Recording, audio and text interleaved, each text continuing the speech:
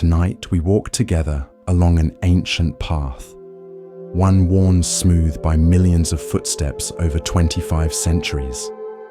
This is the path the Buddha himself traveled, not to some distant paradise, but into the very heart of this present moment. These stories we'll share aren't meant to teach you something new. They're here to help you remember what you've always known, but perhaps forgotten. In the noise of daily life, the Buddha's wisdom doesn't ask you to become someone different. It simply invites you to see clearly who you already are beneath all the worry and striving. Welcome to Buddha Bedtime Stories. This is your refuge, a quiet harbor where you can let down your guard and rest in the safety of timeless truth. Before we begin, I'd love to hear from you. What brings you here tonight? Is it peace you're seeking? Relief from restlessness? Or perhaps just a gentle companion for your journey into sleep? Share in the comments what these stories offer you. The teachings you'll encounter tonight have been lights in the darkness for countless souls who felt lost, anxious, or alone. They aren't complicated. They're as simple as noticing your breath, as profound as accepting this moment exactly as it is. There's nothing you need to do right now. No effort required. Just allow these ancient words to find their way into the quiet spaces within you, like water seeping into thirsty ground. Now, let's prepare ourselves to truly listen. Adjust your body until you find a position of real comfort.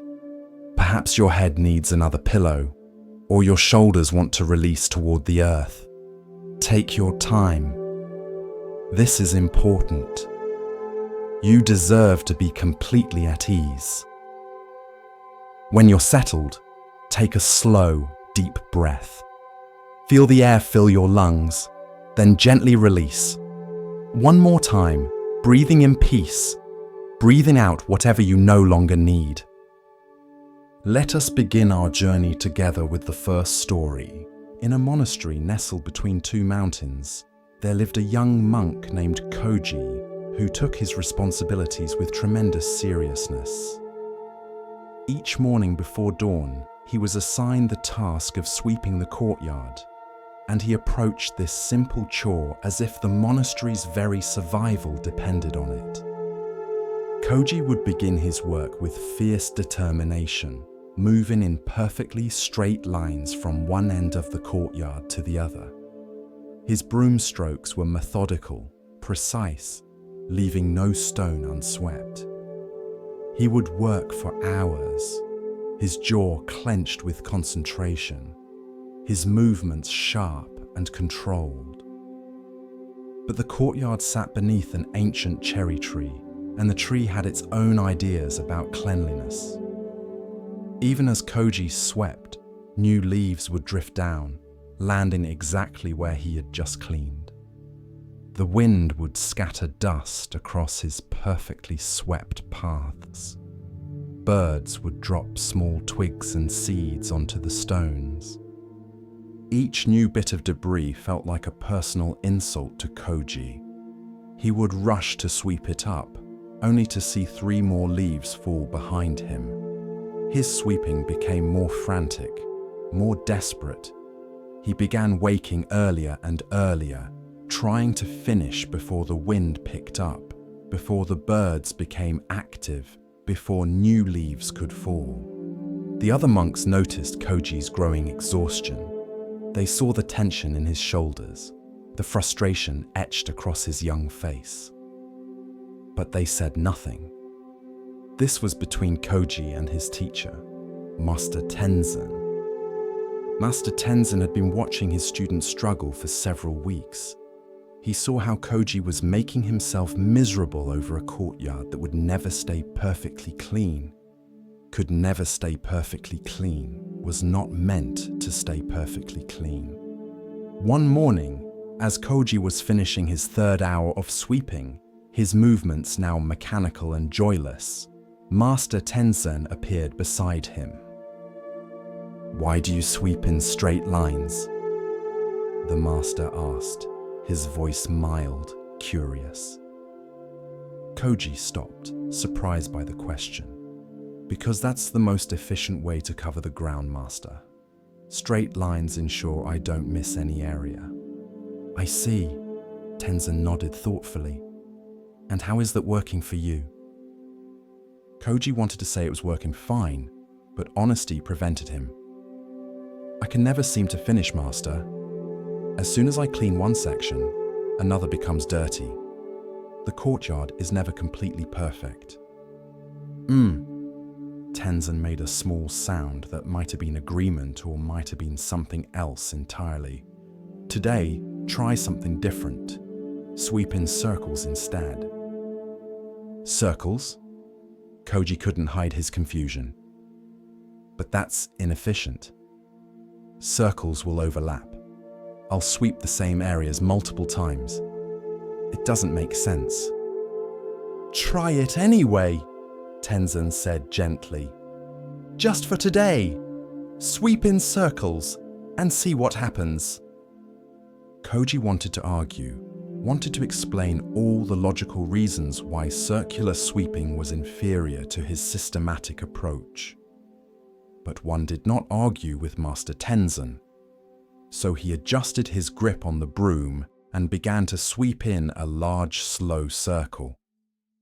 At first it felt wrong. His mind kept trying to straighten his path, to make it more efficient, more logical. But he continued, one circular sweep after another, round and round the courtyard. Something unexpected began to happen. Without the pressure to move in straight lines, to cover ground efficiently, to finish a measurable task, Koji's body started to relax. The circular motion became almost meditative, like a moving meditation. He noticed things he had missed during weeks of intense, focused sweeping. The way morning light caught the edges of wet stones, the sound his broom made, a soft whisper against the ground, the coolness of the air before the sun rose fully, the scent of cherry blossoms from the tree above. When a leaf fell in front of him, he swept it into his circle naturally. It became part of the dance rather than an interruption to his task.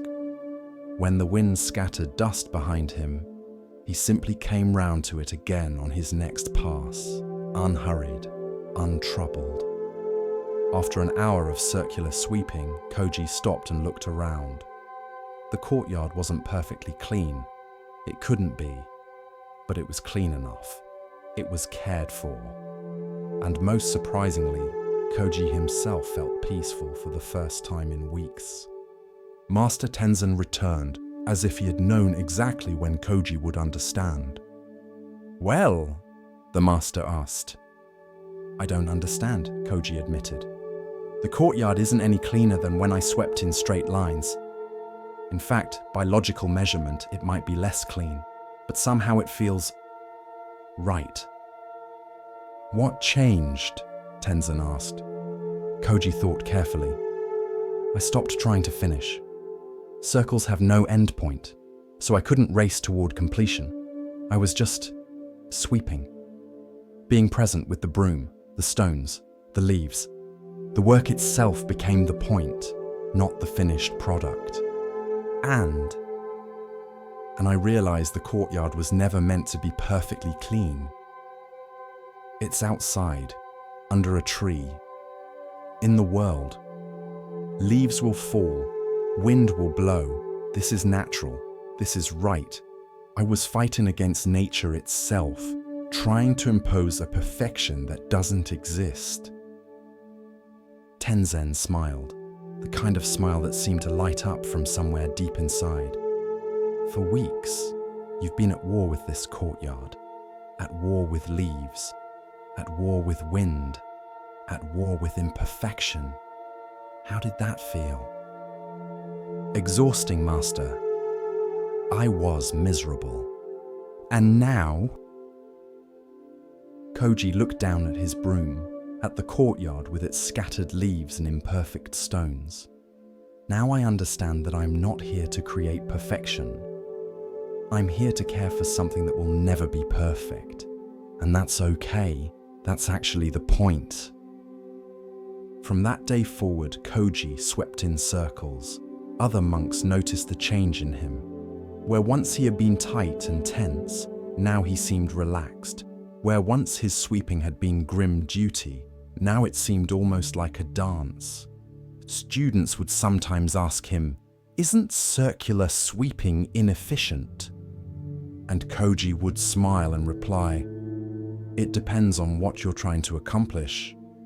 If you're trying to achieve perfect cleanliness, then yes, it's inefficient. You'll fail either way, but you'll be miserable failing. If you're trying to be present, to care for something without attachment to perfect outcomes, then circles are the most efficient path of all." Years later, when Koji became a teacher himself, he would always observe how new students approached their tasks. When he saw someone fighting against imperfection, making themselves miserable in pursuit of an impossible standard, he would suggest they try moving in circles for a while. Perfection is a straight line that doesn't exist, he would tell them.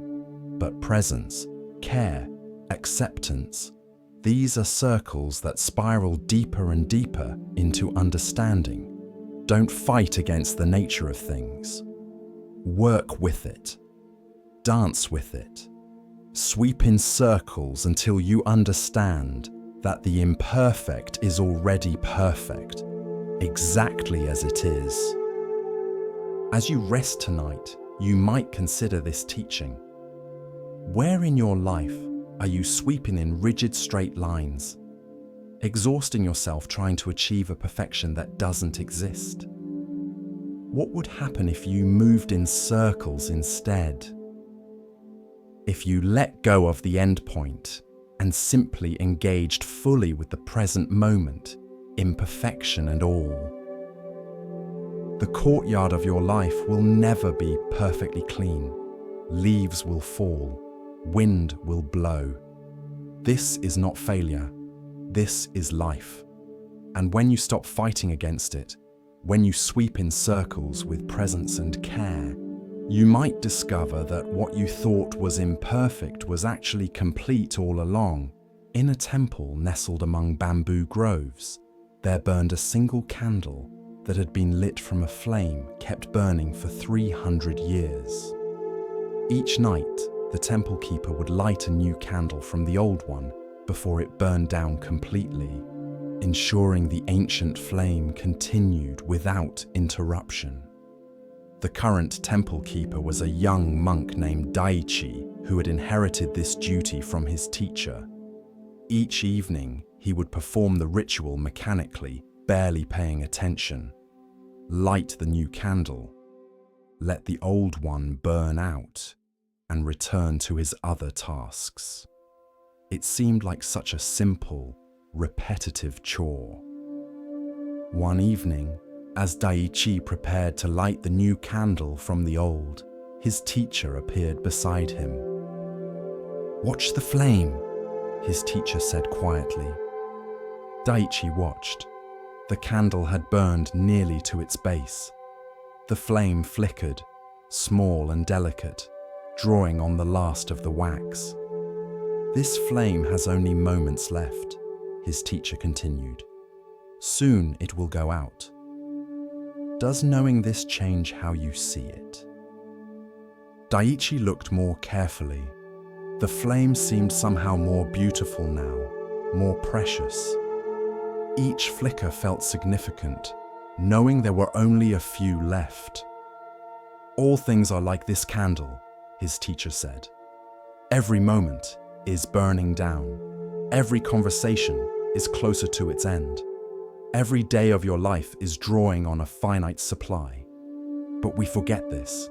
We act as if we have unlimited time, unlimited candles, unlimited moments, so we waste them. We don't pay attention. We think there will always be another chance.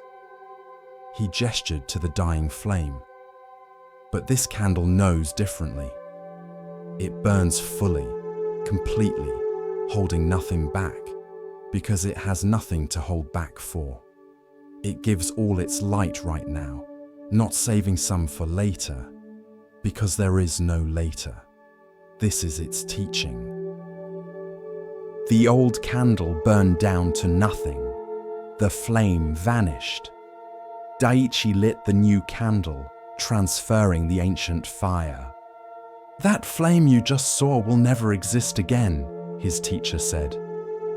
"That particular dance of light and heat is gone forever. You witnessed its final moments. Did you honor them? Did you see them fully? Or were you already thinking about the next candle?" From that evening forward, Daiichi's relationship with the nightly ritual changed completely. He began to watch each candle burn with full attention. He noticed how each flame was unique, how it moved differently, how the light it cast created particular shadows that would never be exactly recreated. He began to see that everything in his life was like the candle. His conversations with the other monks were burning down toward their eventual end. His time in this temple was limited. His life itself was a candle burning, each day consuming some portion of a finite supply. This awareness didn't make him sad. Instead, it made him present. When he swept the courtyard, he swept with full attention, knowing that someday he would sweep it for the last time. When he ate, he tasted his food completely, knowing that each meal was unrepeatable. When he spoke with someone, he listened fully, knowing that every conversation was precious and finite. Other monks noticed the change in Daiichi. He seemed more alive somehow, more engaged, more appreciative of ordinary moments. "What happened to you?" a fellow monk asked. "You seem different." Daiichi smiled. "I learned to see endings," he said. "Not as sad things, but as teachers. When you know something will end, you treasure it. When you remember you're burning down like a candle, you stop saving your light for later and burn fully now." Years later, when Daiichi became the head teacher of the temple, he would bring students to witness the nightly lighting of the candles. He would make them watch the old candle's final moments, really watch, giving those last flickers of light their full attention. "This is how to live," he would tell them. "Not by pretending you'll last forever, but by remembering you won't. Not by fearing the end, but by letting the end teach you how precious the middle is. Burn fully. Give your light completely. Hold nothing back. Because like this candle, you have no guarantee of another moment beyond this one."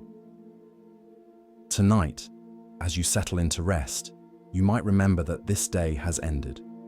It burned down moment by moment, and now it's gone. Tomorrow is not guaranteed. This moment, right now, is all you truly have.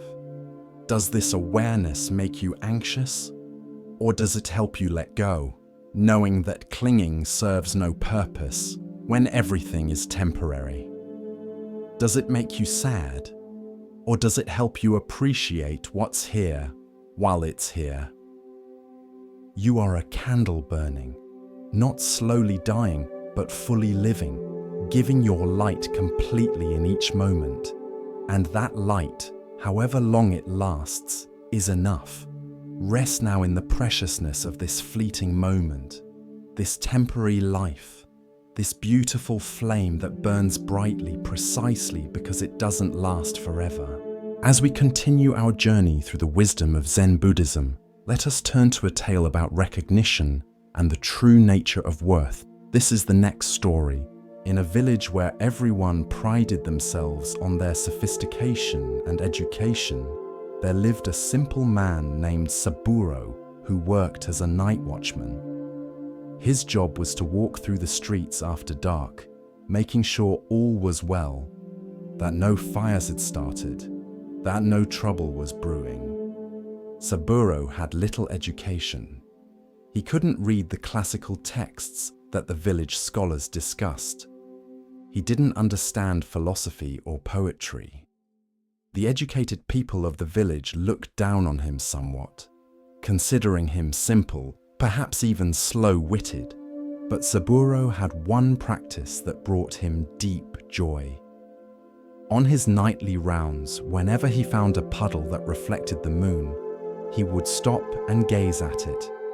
He would crouch down beside these puddles and smile at the perfect circle of light floating in the water, no matter how small or muddy the puddle was.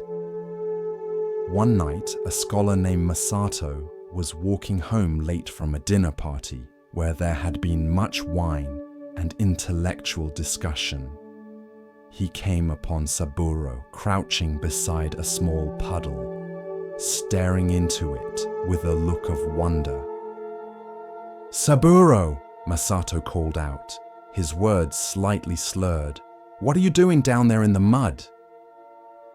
"Looking at the moon," Saburo replied, not taking his eyes from the puddle. Masato laughed. "That's not the moon, you fool.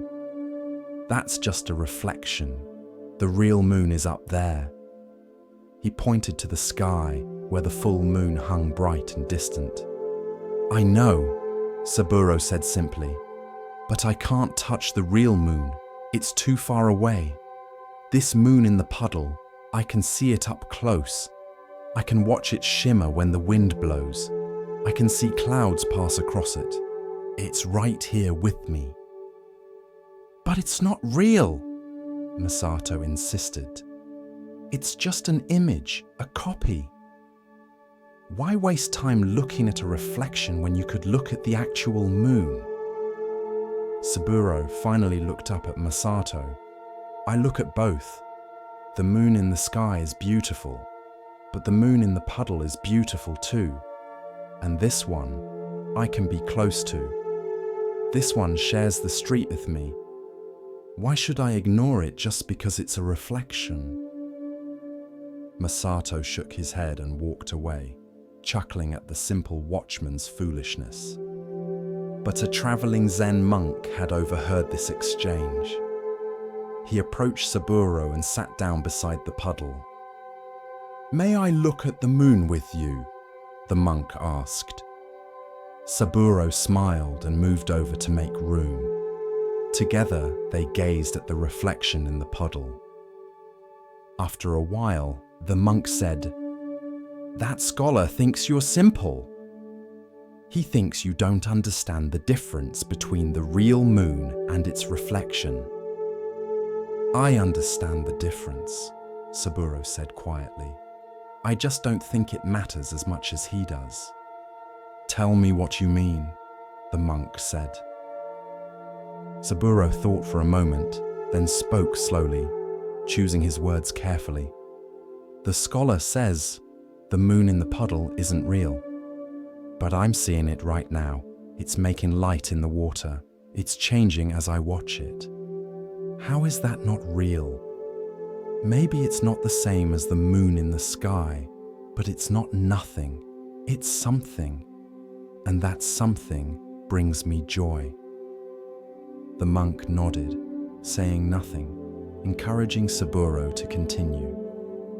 People like Masato think some experiences are real and important, and other experiences are just reflections, just copies, not worth their time.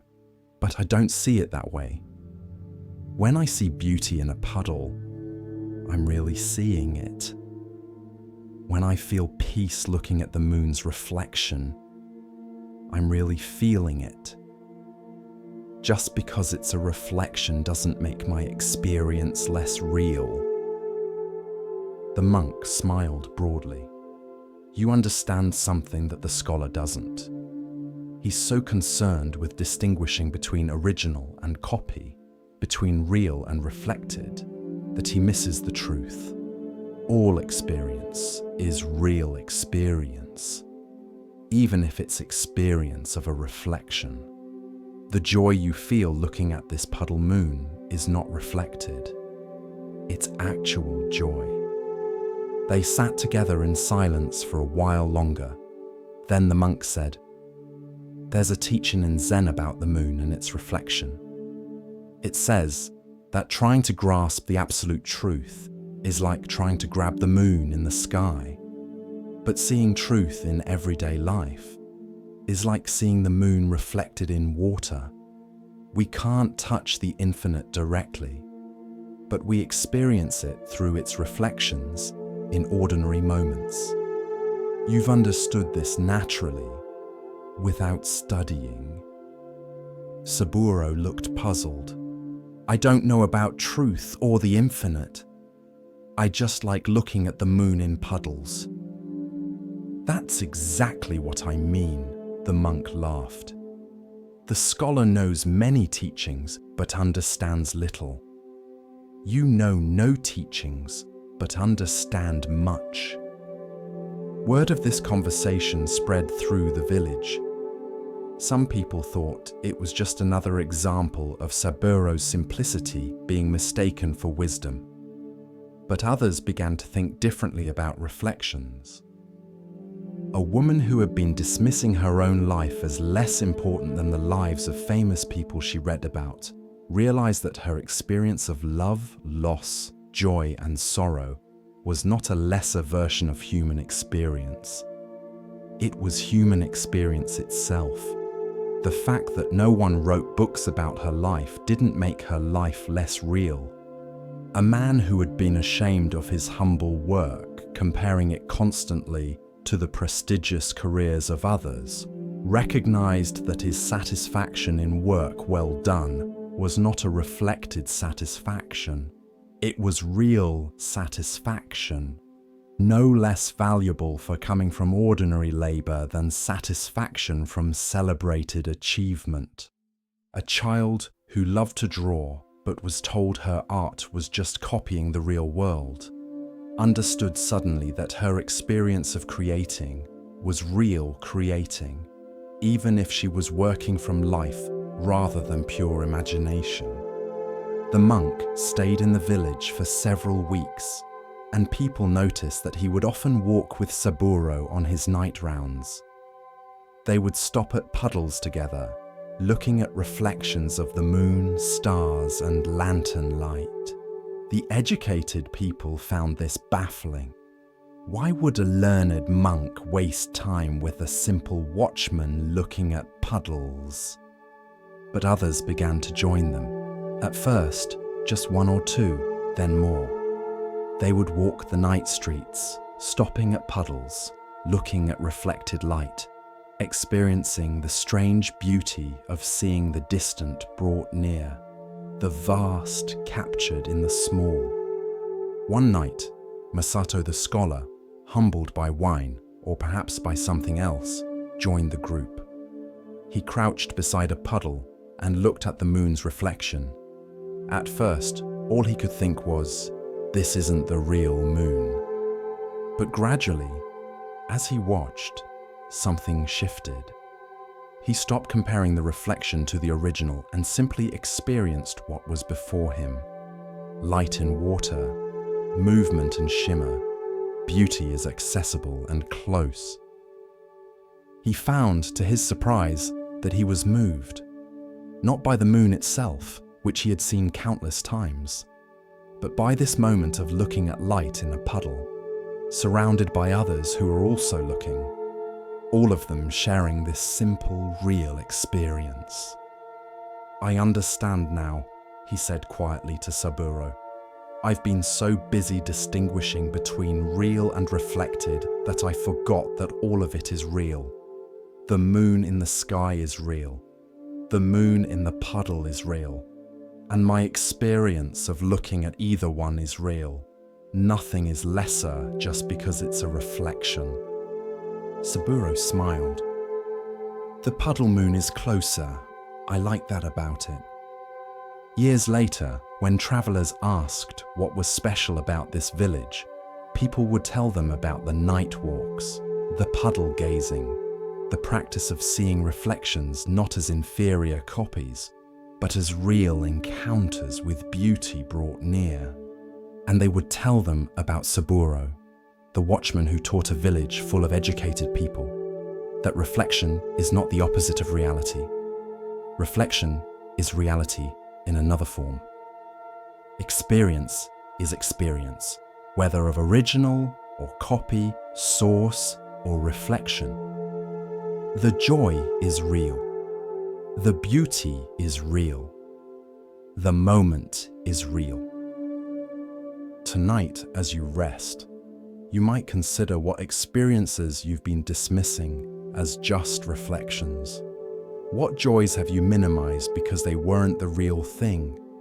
What beauty have you ignored because it came to you secondhand, through a screen, through a retelling, through some medium other than direct contact? All experience is real experience. The peace you feel listening to these words is not reflected peace, it's actual peace. The rest you're settling into is not a copy of rest, it's real rest. You don't have to touch the moon directly to experience moonlight. You don't have to live someone else's life to experience real life. Your experience right now, reflection or not, is completely real. Rest in the truth that this moment, this breath, this experience of being here is not practice for the real thing. It is the real thing. Nothing is lacking. Nothing needs to be more direct or more authentic. This is it. In this reflection, you call your life your actual life. These reflections, you call your experiences, are your actual experiences. And they are enough, more than enough. They are real. In a rice field, at the edge of a village, there stood a scarecrow that the farmer had erected to keep birds away from his crops. The scarecrow stood perfectly still, day after day, doing nothing but being present in the field. Its arms were outstretched, its simple face looked out over the growing rice, and it never moved from its position. A merchant named Kazuo would pass this field every day on his way to town. Each time he saw the scarecrow, he felt a strange mixture of emotions. Sometimes he felt pity for it, standing there uselessly. Sometimes he felt contempt, thinking what a waste it was to occupy space without doing anything. Sometimes he felt anxious, as if the scarecrow's stillness was somehow judging his own constant busyness. One day, Kazuo stopped and spoke to the scarecrow, though he felt foolish doing so. "You just stand there," he said. "You don't move, you don't work, you don't accomplish anything." What kind of existence is that? A Zen monk named Hakuin happened to be walking past and overheard this one-sided conversation. He approached Kazuo with a smile. "You think the scarecrow does nothing?" Hakuin asked. "It just stands there," Kazuo replied, embarrassed to have been caught talking to a scarecrow. "It accomplishes nothing." "Does it keep birds from eating the rice?" Hakuin asked. "Well, yes, I suppose that's its purpose." "And does it accomplish this purpose by running around, flailing, working hard, being busy?" Kazuo looked at the scarecrow more carefully. "No. It accomplishes it by simply being present, by standing still. Then it accomplishes everything necessary without appearing to do anything at all," Hakuin said. "This is Wu Wei, action through non-action. accomplishment through presence rather than busy effort. He gestured to the scarecrow. Look at it. It doesn't worry about whether it's being productive enough. It doesn't stress about its purpose or question its worth. It doesn't compare itself to other scarecrows or feel inadequate. It simply stands, perfectly still, completely present, and in that stillness, it fulfills its function perfectly. Kazuo was quiet, thinking. He realized that he spent his entire life in constant motion, constant busyness, constantly trying to justify his existence through activity and accomplishment. He never allowed himself to simply be still without feeling guilty or anxious about it. "But I'm not a scarecrow," Kazuo protested. "I have things to do, responsibilities, work that requires effort." "Of course," Hakuin agreed. "But do you ever allow yourself to be still without justifying the stillness? Can you ever simply be present without needing to accomplish something, without needing to prove your worth through constant activity?" Kazuo couldn't answer. He realized he couldn't remember the last time he had been truly still without feeling that he was wasting time or being lazy. Hakuin continued, "The scarecrow teaches that sometimes presence itself is the action. Sometimes stillness accomplishes what busyness cannot. Sometimes the greatest wisdom is knowing when to stand perfectly still and let your simple presence be enough." Over the following weeks, Kazuo would stop by the scarecrow regularly. He began to practice standing still beside it, at first for just a minute, then longer. He found it incredibly difficult. His mind would flood with lists of things he should be doing. He would feel guilty for standing idle. He would worry about being seen as lazy. But gradually, he learned what the scarecrow knew: that stillness has its own value, that presence needs no justification, that sometimes the most profound action is no action at all. One day, as Kazuo stood in perfect stillness beside the scarecrow, the farmer approached him. "What are you doing?" the farmer asked. Kazuo smiled. "Learning from your scarecrow. Learning that I don't need to justify my existence through constant motion. Learning that presence itself is sometimes enough." The farmer laughed. "That scarecrow has taught many people.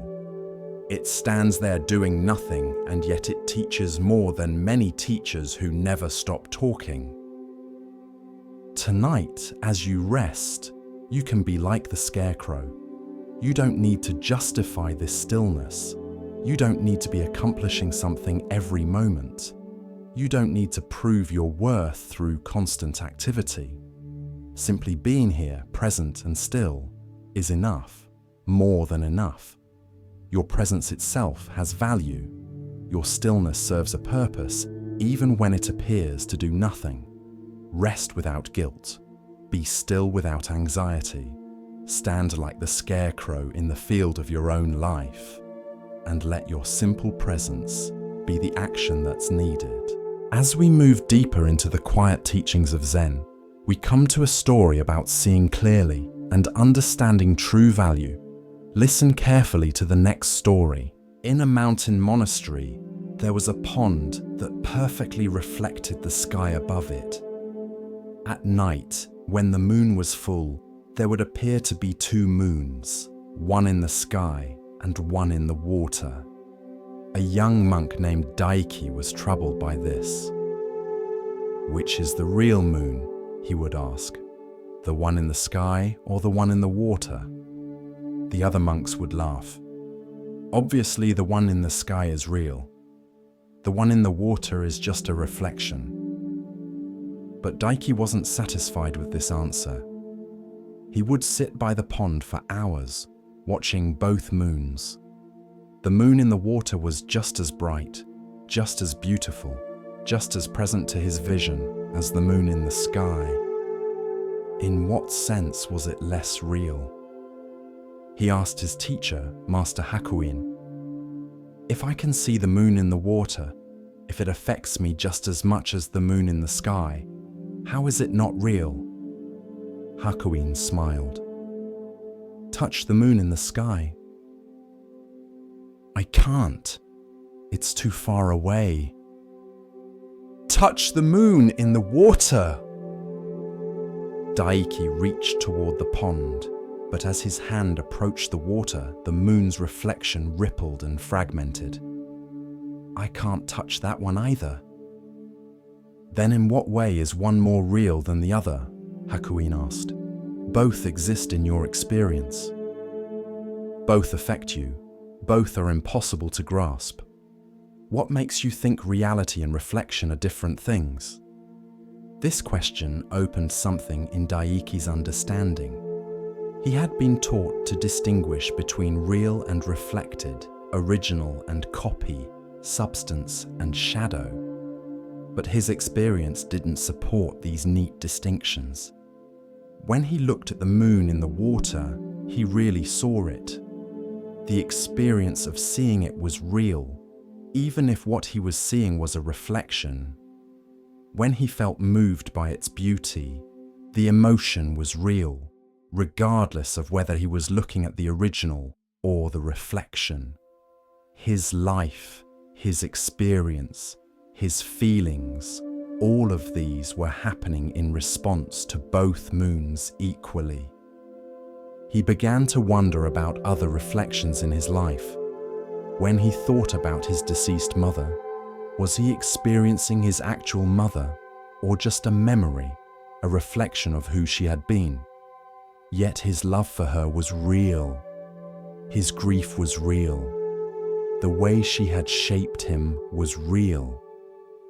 Did it matter that he could only access a reflection of her, not her actual presence? When he read teachings from ancient masters, was he experiencing their actual wisdom or just reflections of it, filtered through translation and time and his own interpretation? Yet the teachings affected him, changed him, helped him. The reflections had real power. When he practiced meditation and caught glimpses of what the teachings called his true nature, was he experiencing the actual thing or just reflections of it in his limited consciousness? Yet whatever he was experiencing, it was transforming his life. One evening, Daiki sat by the pond with Master Hakuin, watching the two moons. "Master," Daiki said, "I think I've been making a mistake. I've been trying to distinguish between the real and the reflected, but everything I experience is in some sense a reflection. I never touch reality directly. I only experience reflections of it in my consciousness, interpretations of it through my senses, and understanding. If I dismiss all reflections as unreal, I dismiss my entire life." Hakuin nodded. "This is a good understanding. The question isn't whether something is real or reflected. The question is whether you're aware that you're looking at a reflection, or whether you mistake the reflection for the only reality." He pointed at the moon in the water.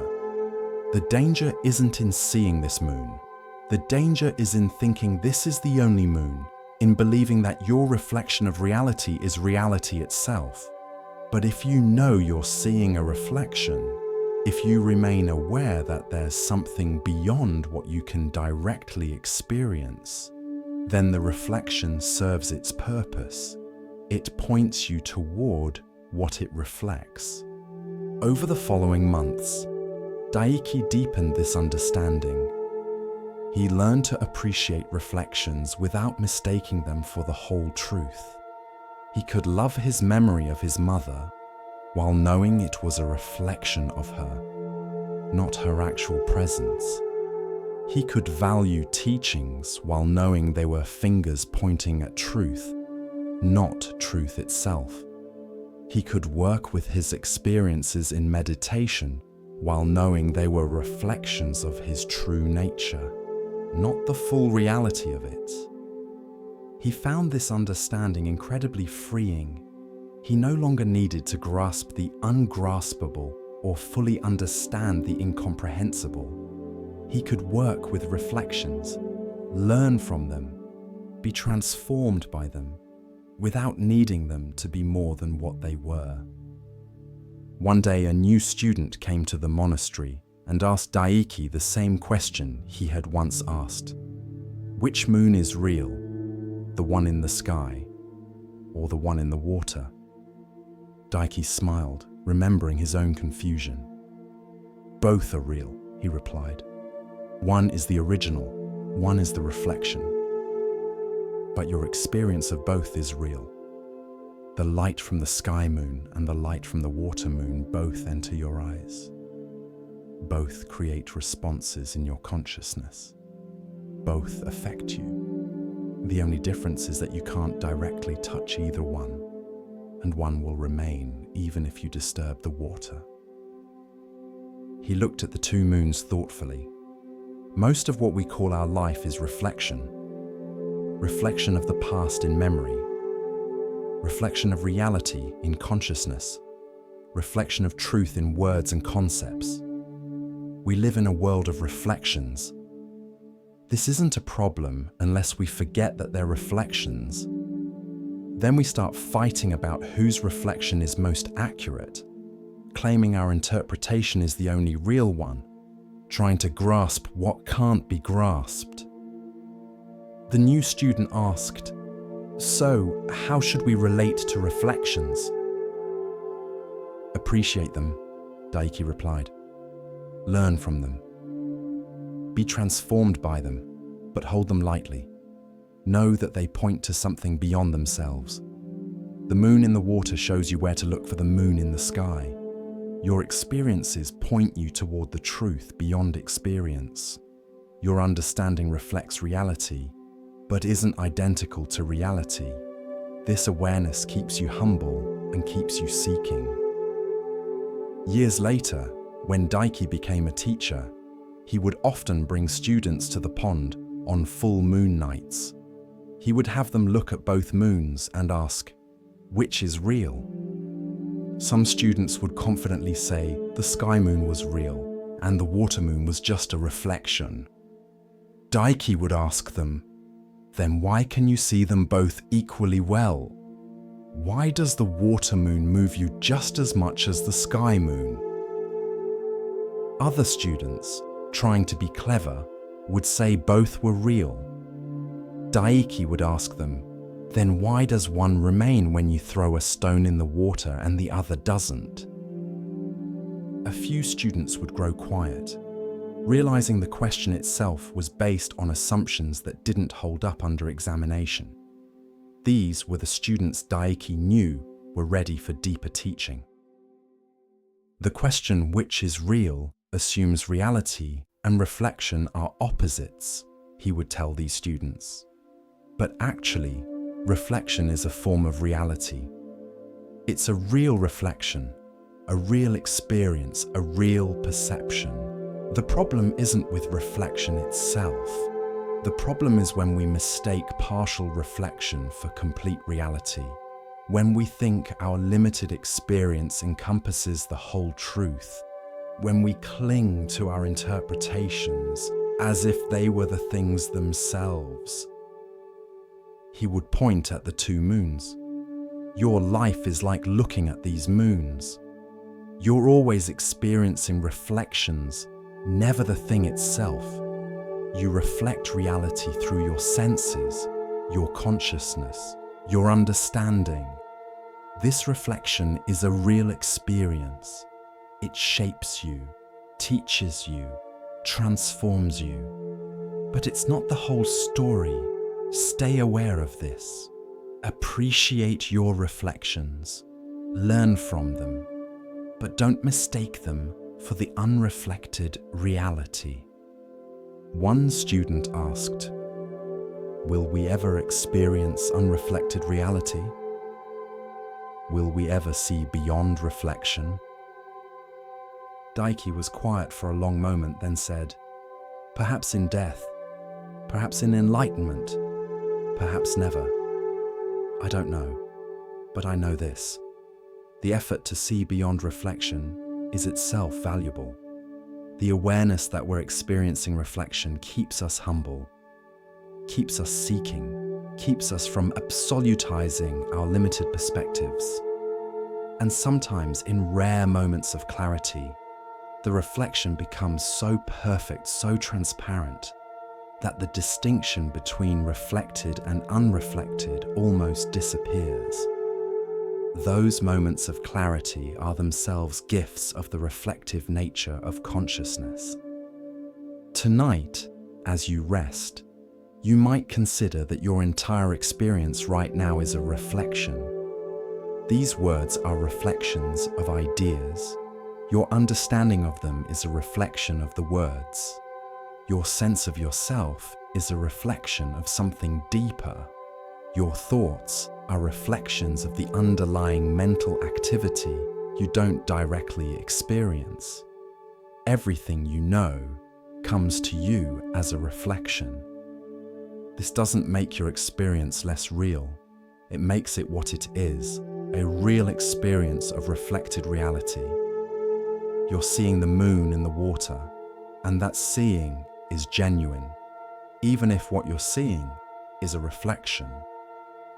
Let this understanding help you hold everything a bit more lightly tonight. Your worries are reflections of possible futures. Your regrets are reflections of the past. Your sense of who you are is a reflection of something deeper and more mysterious than you can fully know. All of these reflections are real experiences, but they are not the whole truth. Rest in the understanding that you live in a world of reflections, and that's actually okay. You don't need to grasp the ungraspable or fully understand the mystery. You can appreciate the moon in the water without needing to hold the moon in the sky. You can live with reflections, learn from them, be moved by them, without mistaking them for everything that is. Both moons are beautiful. Both are real in their own way. And you, experiencing both, are having a real experience of something that transcends both. Rest in that paradox tonight. Rest in reflection. Rest in the mystery of experiencing what you can never fully grasp. It's enough. It's always been enough. The reflection of peace is peaceful. The reflection of rest is restful. You don't need the original when the reflection serves you so well. Sleep now, watching both moons, knowing both are real and neither is everything. That's the truth. That's enough. With each step on the Zen path, a new lesson unfolds. Now we turn to a story about recognition, of self, of others, and of what truly matters. Listen carefully to the next story. There was a young dancer named Yuki who trained with single-minded devotion. She practiced hours each day, pushing her body to perfect every movement, striving to become the greatest dancer in the province. Her teachers praised her dedication. Her fellow dancers admired her discipline. She was on the path to everything she had dreamed of. Then, 1 week before the most important performance of her career, a performance that should determine her future, Yuki's ankle twisted during practice. Not badly enough to break, but enough to cause significant pain and swelling. The physician said she needed complete rest, no dancing, for at least 2 weeks. Yuki was devastated. Years of work ruined by one unlucky step. The opportunity lost, her future derailed. She sat in her room, staring at her swollen ankle, feeling bitter and cursed.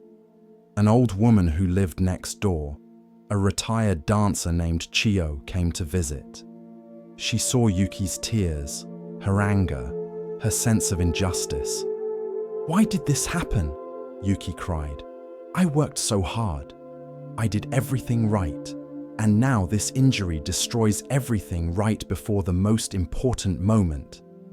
Chio sat quietly for a while, then asked, "Do you know why I stopped dancing?" Yuki wiped her eyes. "No, I assumed you retired naturally when you got older."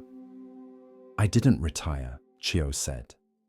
"I collapsed, right on stage, in the middle of a performance.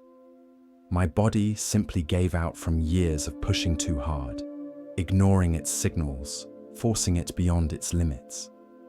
I thought dedication meant never stopping, never resting, always pushing harder. My body tried to tell me I needed to slow down. Small pains, fatigue, growing stiffness. But I ignored all those messages. So finally my body had to shout, and the shout collapses." She looked at Yuki's ankle. "Your ankle is speaking to you. Maybe whispering before it has to shout. Maybe stopping you from something that would have caused greater harm." "But the performance," Yuki protested. "Will happen or won't happen," Chio interrupted gently. "But you're thinking only about what this injury prevents. Have you considered what it might be protecting you from or teaching you?" Over the next 2 weeks, forced to rest, Yuki had time to notice things she had been too busy to see. She realized she'd been pushing her body with a kind of violence, treating it as an obstacle to overcome, rather than a partner to work with. She noticed how exhausted she had become, how the joy had drained from dancing as it became only about perfection and achievement. She watched other dancers and saw things she had been too busy striving to notice. She saw beauty in imperfect movements, in dancers who worked within their limitations rather than fighting against them. She understood, for the first time, that her obsessive pushing was driven more by fear than by love. Fear of not being good enough, of being surpassed, of failing. When her ankle healed and she returned to dancing, something was different. She danced with more awareness, listening to her body, working with it rather than against it. She found that this actually improved her dancing. The movements became more natural, less forced, more authentic. The performance she had missed. Another dancer had taken her place and performed beautifully. Yuki realized the world continued without her, that her absence wasn't the catastrophe she had imagined. Years later, Yuki became a teacher. When students would suffer injuries and feel cursed, she would tell them about her twisted ankle. Sometimes what stops us is trying to save us. Not always, but sometimes. Before you curse an injury or illness or obstacle that forces you to stop, ask yourself, what was I rushing toward? What was I ignoring? What might this pause be protecting me from or teaching me? She would tell them about Chio, about collapse on stage, about bodies that whisper before they shout. Listen to the whispers, she would say. Pain is communication, not punishment. Forced rest is sometimes exactly what we need, even though we'd never choose it ourselves.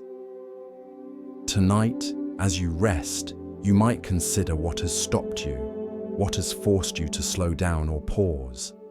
Are you fighting against it, seeing it only as an obstacle? Or can you wonder, even briefly, whether it might be serving a purpose you can't yet see? What if the things that stop you are sometimes trying to save you from something worse? What if forced rest is actually needed rest?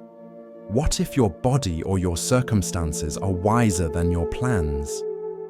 Rest now without fighting the rest. Let yourself be stopped, paused, held still, not as punishment, but as protection, not as failure, but as wisdom. Something in you knows you need this rest. Trust that knowing. Let yourself be saved by the very thing that seems to be stopping you. There was a farmer named Hideaki who worked his land diligently, waking before dawn and laboring until dusk. His son, Daichi, seemed to be his opposite, lazy, sleeping late, avoiding hard work whenever possible. Hideaki was ashamed of his son and frustrated by what he saw as wasted potential.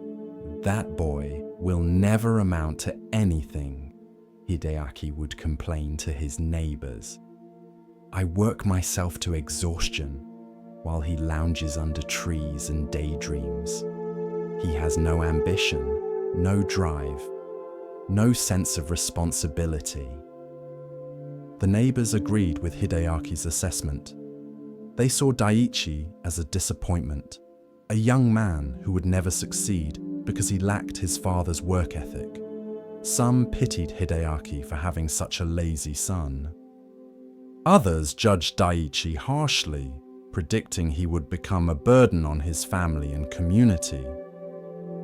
What no one knew, including Hideaki, was that Daichi spent his time under those trees observing. While appearing to do nothing, he was watching everything. How water moved across the land, which areas stayed moist, and which dried quickly, where wind patterns created microclimates, and how different plants thrived in different locations. Daichi was learning the land in ways his father, focused only on immediate work, never had. While Hideaki fought against the land's natural tendencies, trying to impose his will through hard labor, Daichi was learning to understand the land's own wisdom. One year, a severe drought struck the region. Hideaki worked harder than ever, carrying water to his crops, trying to save them through sheer effort. But most of his crops died anyway, as did the crops of other hard-working farmers. The drought was too severe for labor alone to overcome. But Daichi, who everyone thought was lazy, quietly directed his efforts to the areas of the farm he knew, from his observations, retained moisture longest. He planted drought-resistant varieties in the driest areas. He used the natural wind patterns he had observed to create shade and reduce evaporation. He worked with the land's characteristics rather than against them. By the end of the season, Daichi's sections of the farm had produced a modest but real harvest, while Hideaki's sections had produced almost nothing despite his exhausting efforts. Hideaki was stunned. How did you do this? You barely worked compared to me. I worked differently, Daichi explained.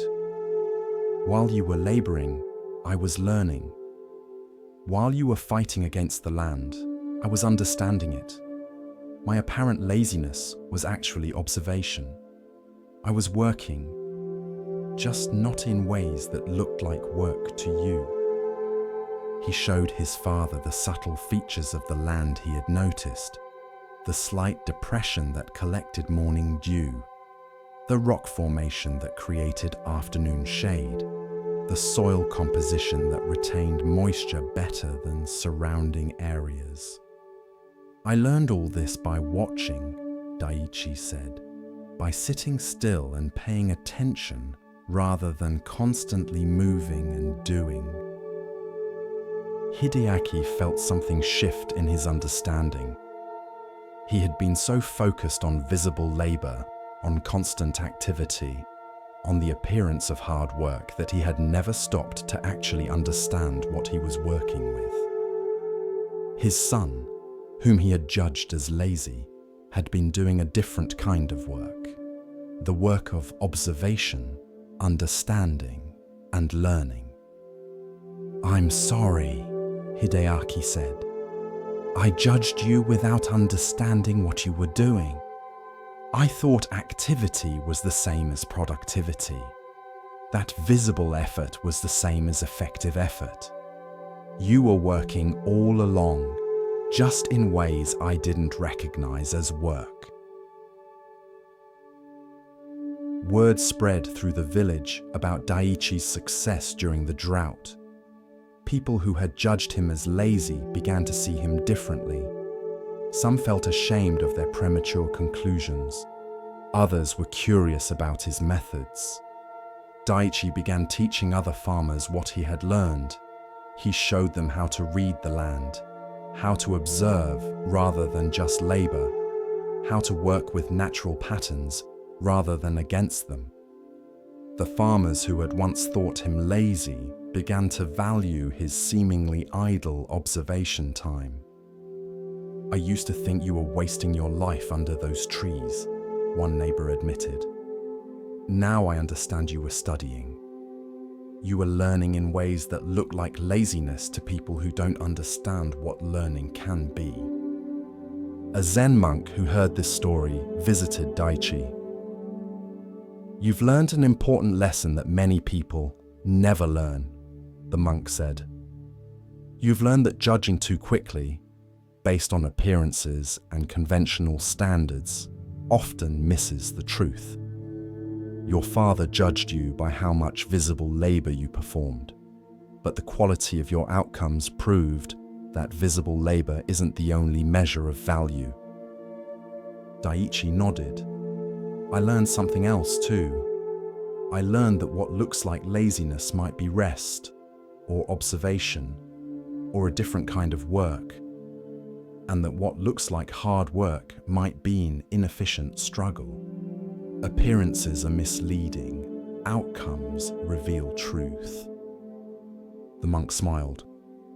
"Your story reminds people not to judge too harshly or too quickly. The lazy son might be a careful observer. The apparently wasted time might be valuable learning. The story that seems simple at first viewing often has complexity that only reveals itself later." Years passed, and Daiichi became known as a wise farmer, though he still spent time sitting under trees, watching the land. His father, who had once been ashamed of him, now proudly told people, "My son taught me that there are many kinds of work, and the work that looks least like work is sometimes the most valuable." Hideaki learned to balance his own labor with periods of observation. He became a better farmer by incorporating some of his son's apparent laziness, taking time to watch and understand rather than constantly acting. One day, a young person came to Daiichi asking for advice. "My parents think I'm lazy because I spend time reading and thinking instead of working constantly. They say I'll never succeed. What should I do?" Daiichi smiled. "Keep reading and thinking, but also find ways to apply what you learn. Let your outcomes speak for you, not your appearance in the industry. My father thought I was lazy until he saw what I produced. Your parents will understand when they see the fruits of your different kinds of work." He paused, then added, "But also understand their perspective. To someone who values visible labor, observation looks like idleness. To someone who measures worth by constant activity, stillness looks like laziness. Don't judge them for judging you. Just prove through outcomes that your way has value too." The young person asked, "But what if I fail? What if my approach doesn't produce results?" "Then you learn and adjust," Daiichi replied. "I wasn't just sitting under trees doing nothing. I was observing, learning, thinking, and planning. If my approach had failed, I would have learned from that and tried something else. The point isn't that observation is always better than labor. The point is that judging approaches too quickly before seeing their outcomes often misses value.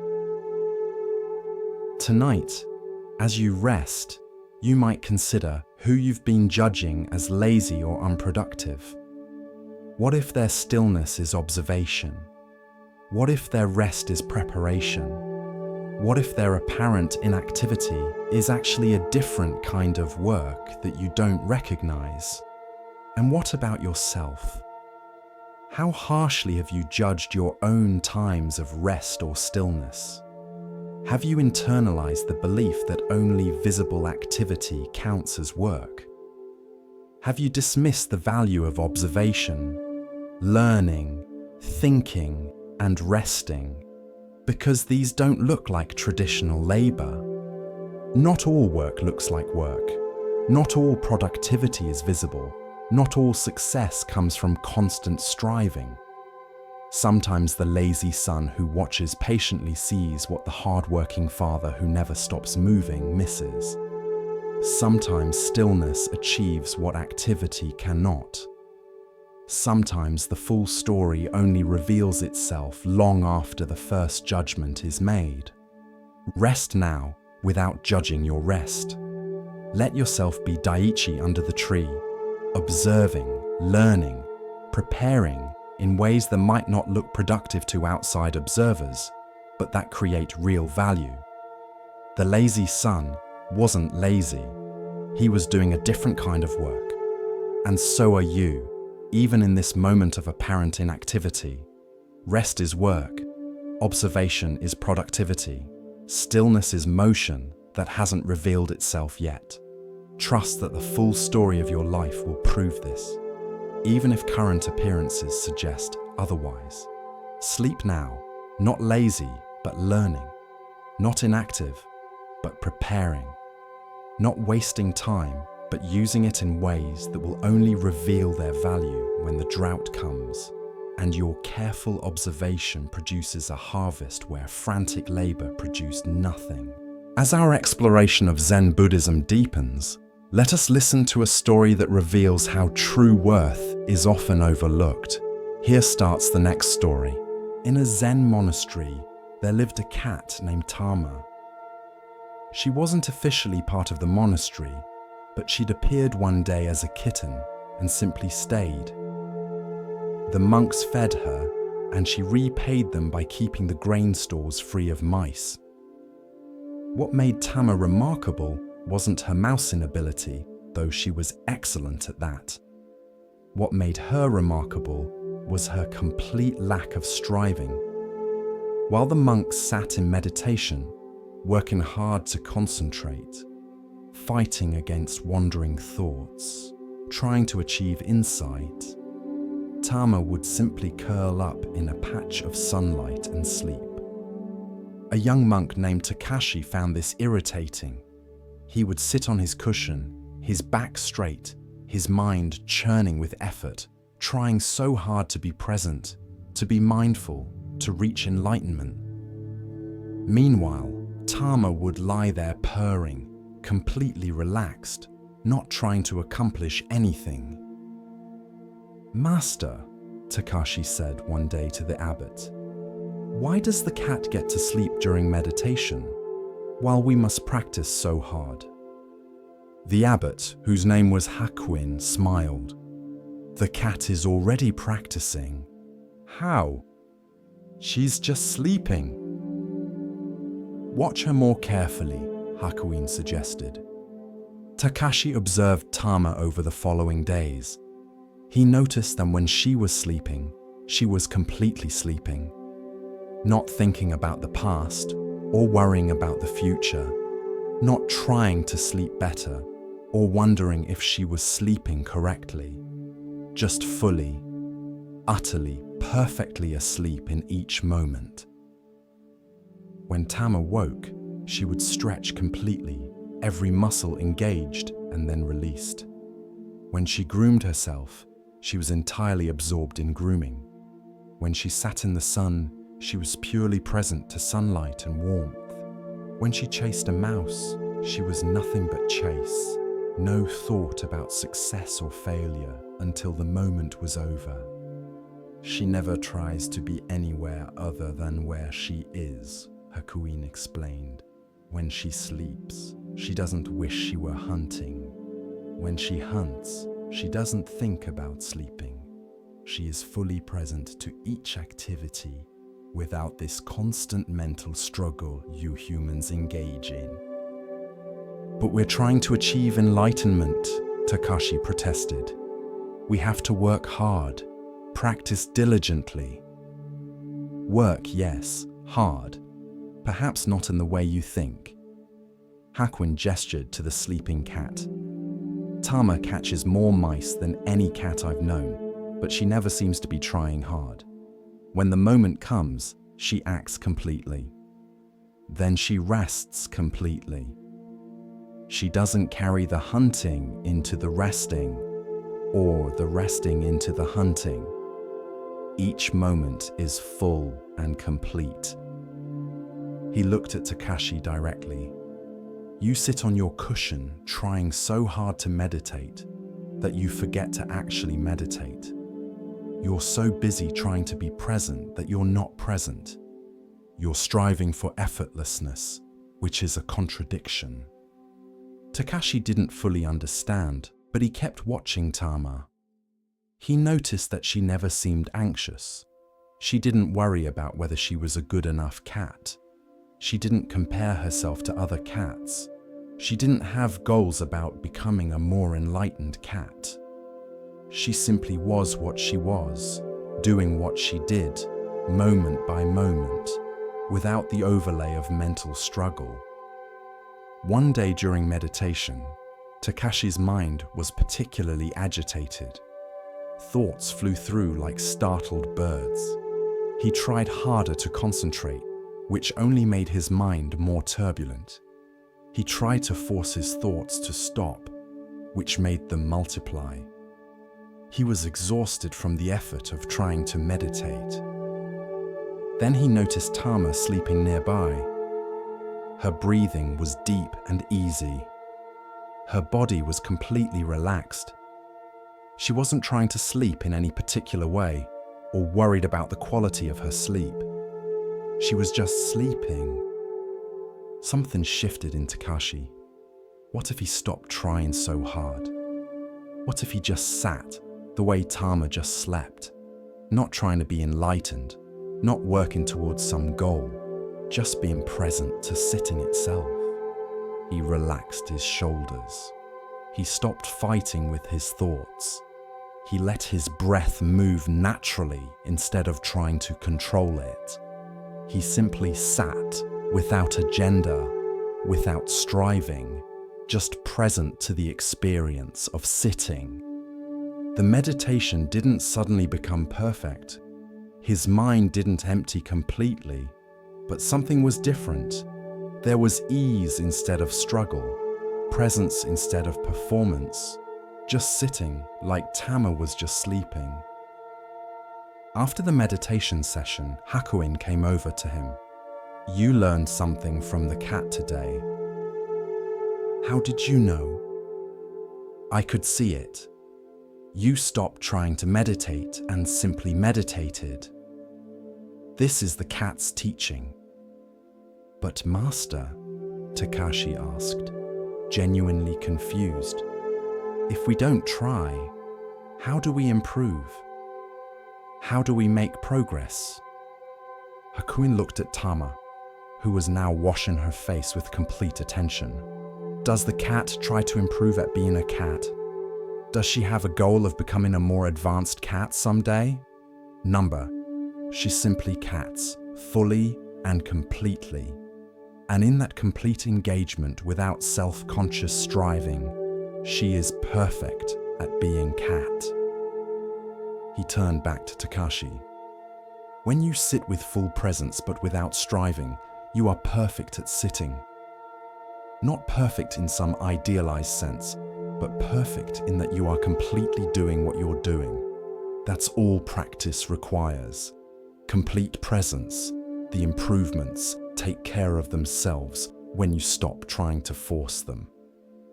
Over the months that followed, Takashi began to practice what he called cat meditation. Instead of trying hard, he would simply be present, the way Tama was present. His practice didn't become lazy or unfocused. Actually, it became more focused, but without the tension of trying, like Tama hunting, completely engaged, but not strained. He noticed that this quality of effortless presence extended beyond formal meditation. When he worked in the garden, he could work like Tama slept, fully engaged without mental struggle. When he ate, he could eat with the same complete presence Tama brought to eating. When he walked, he could simply walk, without the constant mental commentary about walking. Years later, when Takashi had become a teacher himself, students would often ask him about effort in practice. Should we try harder, push ourselves more? Takashi would point to whatever cat was currently living at the monastery. There was always a cat. Ask the cat, he would say. The cat will teach you that complete presence requires no effort, but it also allows no distraction. The cat doesn't try to be present. The cat is simply present. This is not laziness. This is the highest form of attention. Attention without strain, presence without performance. He would watch the students struggle with this teaching, trying hard not to try hard, making effort to be effortless. And he would smile, remembering his own confusion. You cannot try your way into effortlessness, he would tell them. You can only relax into it. Let go of trying to be present and simply be present. This moment needs nothing added to it. You need nothing added to you. Just be here, like the cat is here. That's the whole practice. Tonight, as you settle towards sleep, notice if you're trying hard to relax. Are you striving to let go, making effort to be effortless? This is the human paradox that Tama never experienced. What if you could rest like the cat rests? Completely, without reservation, without trying to rest correctly or worrying about the quality of your rest? What if you could let go of the whole project of self-improvement just for these hours and simply be what you are? You don't have to try to sleep. Sleep happens when you stop preventing it. You don't have to try to relax. Relaxation emerges when you stop creating tension. You don't have to try to be present. Presence is what remains when you stop leaving. Be like Tama tonight. Not lazy, but effortless. Not disconnected, but at ease. Not trying to be anywhere other than exactly where you are, which is here now, resting. Let your sleep be as complete as a cat's sleep. Let your rest be as total as a cat's rest. No striving necessary, just being. That's all. That's enough. That's everything. Continuing along the path of Zen insight, we pause now to hear a teaching about perception and hidden value. Listen carefully to the next story. In a coastal city, there lived a renowned mapmaker named Genji, who had charted more territory than any cartographer of his generation. His maps were detailed, accurate, and highly sought after by merchants, explorers, and military leaders. Every island, every coastline, every mountain range he documented was rendered with precision. But Genji had a practice that other mapmakers mocked. Whenever his knowledge ended, whenever he reached the limits of what had been explored and documented, he would leave the map blank. Large white spaces appeared on his charts, marked only with the words "unknown territory," or sometimes just left empty. Other mapmakers found this approach unprofessional. They would fill in the blank spaces with speculation, with reports from unreliable sources, with educated guesses. A map should be complete, they would argue. Blank spaces make it look unfinished. Blank spaces are honest, Genji would reply. They tell the truth, that we don't know what's there. Filling them with guesses tells a lie, that we do know. But the criticism stung, especially when clients would choose other mapmakers' complete maps over Genji's honest but incomplete ones. People wanted certainty, even false certainty. They wanted maps that told them what lay everywhere, even if those maps were partly fiction. One season, a wealthy merchant named Ichiro commissioned Genji to create a map for a trading expedition to distant islands. When Genji delivered the map, Ichiro was dismayed by the large blank areas. "What am I supposed to do with this?" Ichiro complained. "I need to know what's in these blank spaces. I need to plan my route." "What's in those spaces is unknown," Genji replied. "No reliable expedition has charted them. I can't tell you what I don't know." "But other mapmakers have filled in these areas," Ichiro protested. "They show islands, harbors, channels." "Based on speculation," Genji said. "Based on second-hand rumors and wishful thinking. If you sail using those maps, you'll be navigating by fantasy. My blank spaces at least tell you where certainty ends." Ichiro hired a different map maker who provided a complete map with no blank spaces.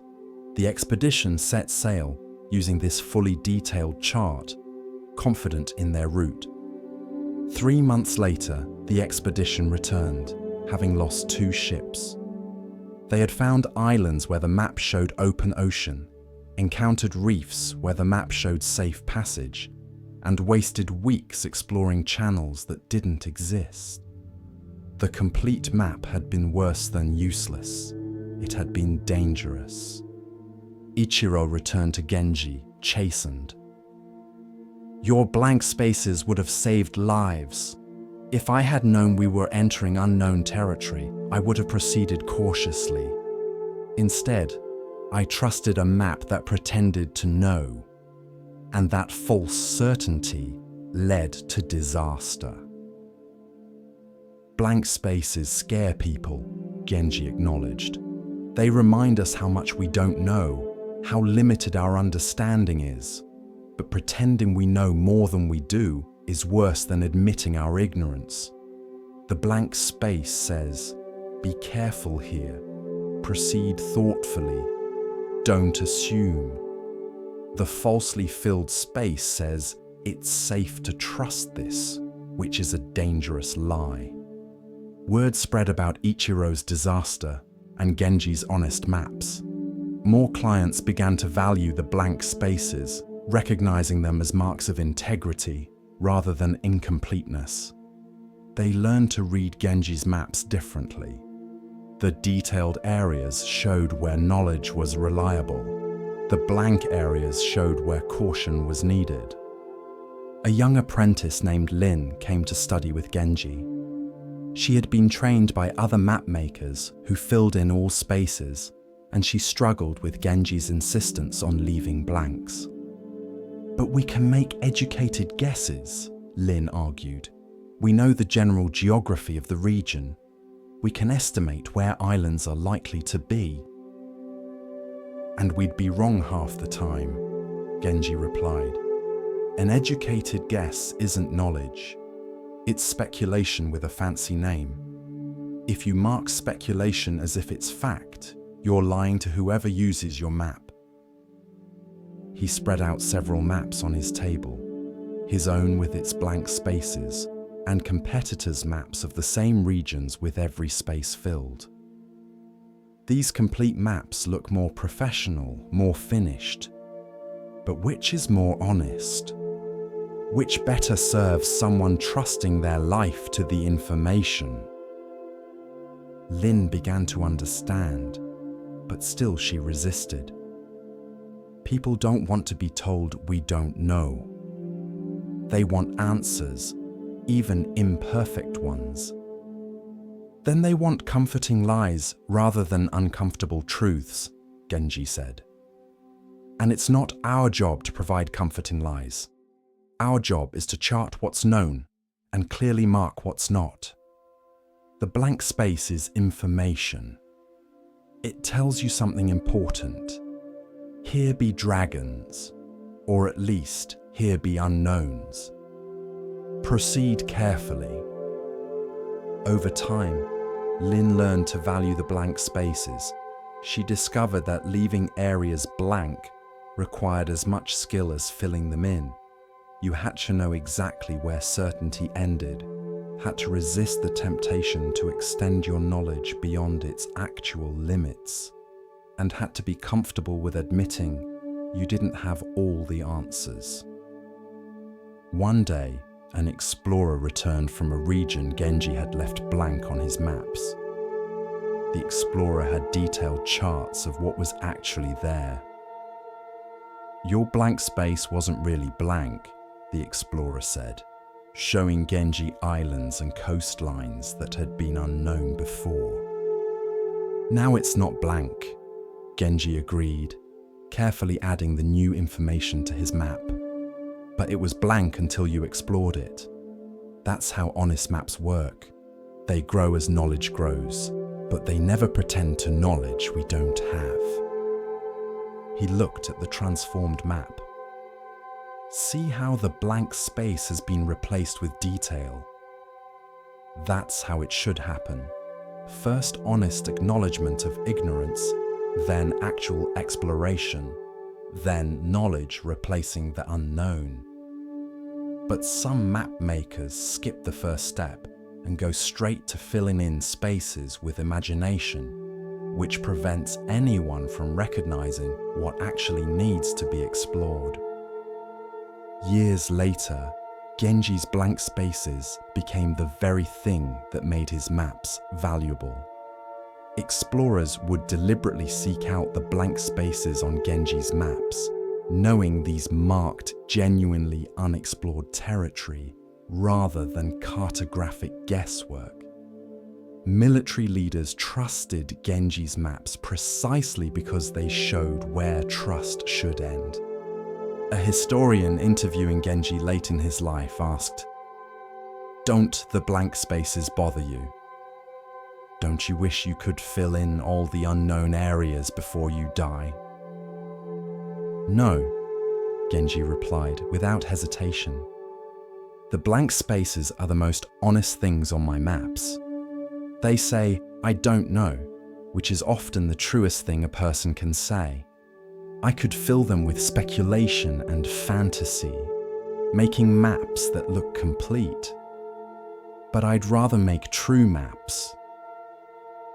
He gestured to his life's work, hundreds of maps, all marked with careful detail where knowledge existed and honest blankness where it didn't. These blank spaces are my legacy. They're me admitting the limits of my knowledge, refusing to pretend omniscience, valuing truth over completeness. Every mapmaker who fills in the unknown with guesses is choosing ego over integrity. I choose integrity. The historian looked at a particularly large blank space on one map. Will this ever be filled in? Perhaps, Genji said. Perhaps someone will explore that region and bring back reliable information, or perhaps it will remain blank forever. Either way, my map is honest right now, which is all any map can be. The map maker who fills in that space with speculation is making a map that's dishonest right now, in the hope that by accident he might be correct later. That's not map making. That's gambling. Tonight, as you rest, you might consider the blank spaces in your own understanding. Where are you filling in unknowns with speculation, pretending certainty you don't have, telling yourself, and others you know things you actually don't. What would it mean to leave those spaces blank, to honestly mark them as unknown? The blank space isn't a failure. It's honesty. It's saying, I don't know, instead of offering false certainty. It's admitting the limits of your understanding rather than pretending those limits don't exist. This feels vulnerable because we're taught that certainty is strength and uncertainty is weakness. But actually, false certainty is weakness disguised as strength, while honest uncertainty is strength willing to show itself. Rest now in your blank spaces. Let yourself not know what you don't know. Let yourself mark large areas of your life, your future, your understanding as unknown territory. This isn't an admission of failure, it's commitment to truth. The mapmaker with blank spaces serves better than the one with false completeness. So do you. Your honest I don't know is more valuable than anyone's false I'm certain. Sleep in the blank spaces tonight where truth lives. In a town known for its elaborate storytelling tradition, there arrived a performer who couldn't speak. Her name was Yuki, and she had lost her voice to an illness years before. Despite this, she claimed to be a storyteller, which puzzled the townspeople. How could someone without a voice tell stories? The town's master storyteller, a man named Jiro, who was famous for his eloquent speech and powerful voice, was particularly skeptical. Storytelling is about words, he said dismissively. Without words, you have nothing. You're not a storyteller, you're just a mime. But the town's curiosity was strong enough that they allowed Yuki to perform one evening in the town square. Jiro attended, expecting to prove his point about the necessity of words. Yuki stepped onto the platform, wearing simple clothes, carrying no props. She stood in silence for a long moment, then began to move. Her movements were subtle at first, just small shifts in posture, gentle expressions crossing her face. But gradually, through gesture, expression, and presence, a story began to emerge. Without a single word, she conveyed a tale of loss and discovery. Her body became a person grieving, and everyone watching felt the grief. Her face showed the journey from despair to hope, and the audience traveled that journey with her. Her hands painted images in the air that everyone could see, even though nothing visible was there. The story lasted perhaps 20 minutes. When it ended, Yuki simply bowed and left the platform. The audience sat in stunned silence, many with tears running down their faces. Jiro, the master storyteller, was shaken. He had told thousands of stories in his career, using all his skill with words, all his vocal techniques. But he had never moved an audience the way Yuki just had, without saying anything at all. He approached her later. I don't understand. How did you do that? Without words, how did you communicate so much? Yuki took out a small board she used for writing and wrote, "Words point to truth, but words are not truth itself. I cannot use words, so I must speak the truth directly. My presence must communicate what my voice cannot." Jiro read this and sat down heavily. I've spent my whole life mastering words, and you just showed me that words might be the least important part of storytelling. Yuki wrote again, "Words are useful, but presence is essential. You can have perfect words with no presence, and people feel nothing. You can have no words but complete presence, and people feel everything. I didn't choose to lose my voice. But losing it taught me that what I thought was essential actually wasn't. Over the following days, Jiro spent time with Yuki, learning her way of storytelling. She showed him how much could be communicated through posture, through the quality of attention, through authentic presence. She demonstrated that silence could say more than speech, that stillness could convey more than elaborate gestures. When you use words, she wrote, you risk people hearing the words but missing the truth behind them. They get caught in analyzing what you said, agreeing or disagreeing with your choice of words. But when you communicate through presence, there are no words to argue with. People feel the truth directly. Jiro began incorporating this into his own storytelling. He still used words, but he paid more attention to presence, to silence, to the communication that happened beyond language. His storytelling deepened, became more powerful. People said something had changed, though they couldn't quite name what. One day, a young person who couldn't speak came to the town, devastated by the belief that they could never communicate effectively. Jiro brought them to meet Yuki. You think your inability to speak is a limitation, he told the young person, but this woman has shown me it's also an opportunity.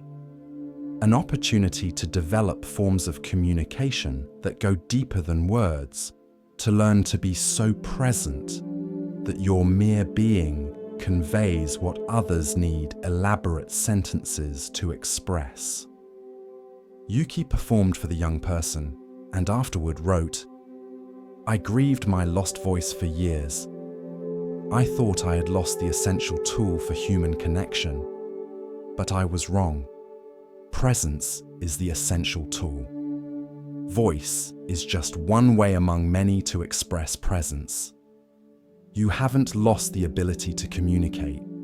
You've been allowed to master a form of communication that speaking people often neglect. Tonight, let yourself communicate without words. Let your presence speak. In the silence of rest, convey to yourself and to the universe whatever needs to be said, without saying anything at all. Words are useful, but they're not essential.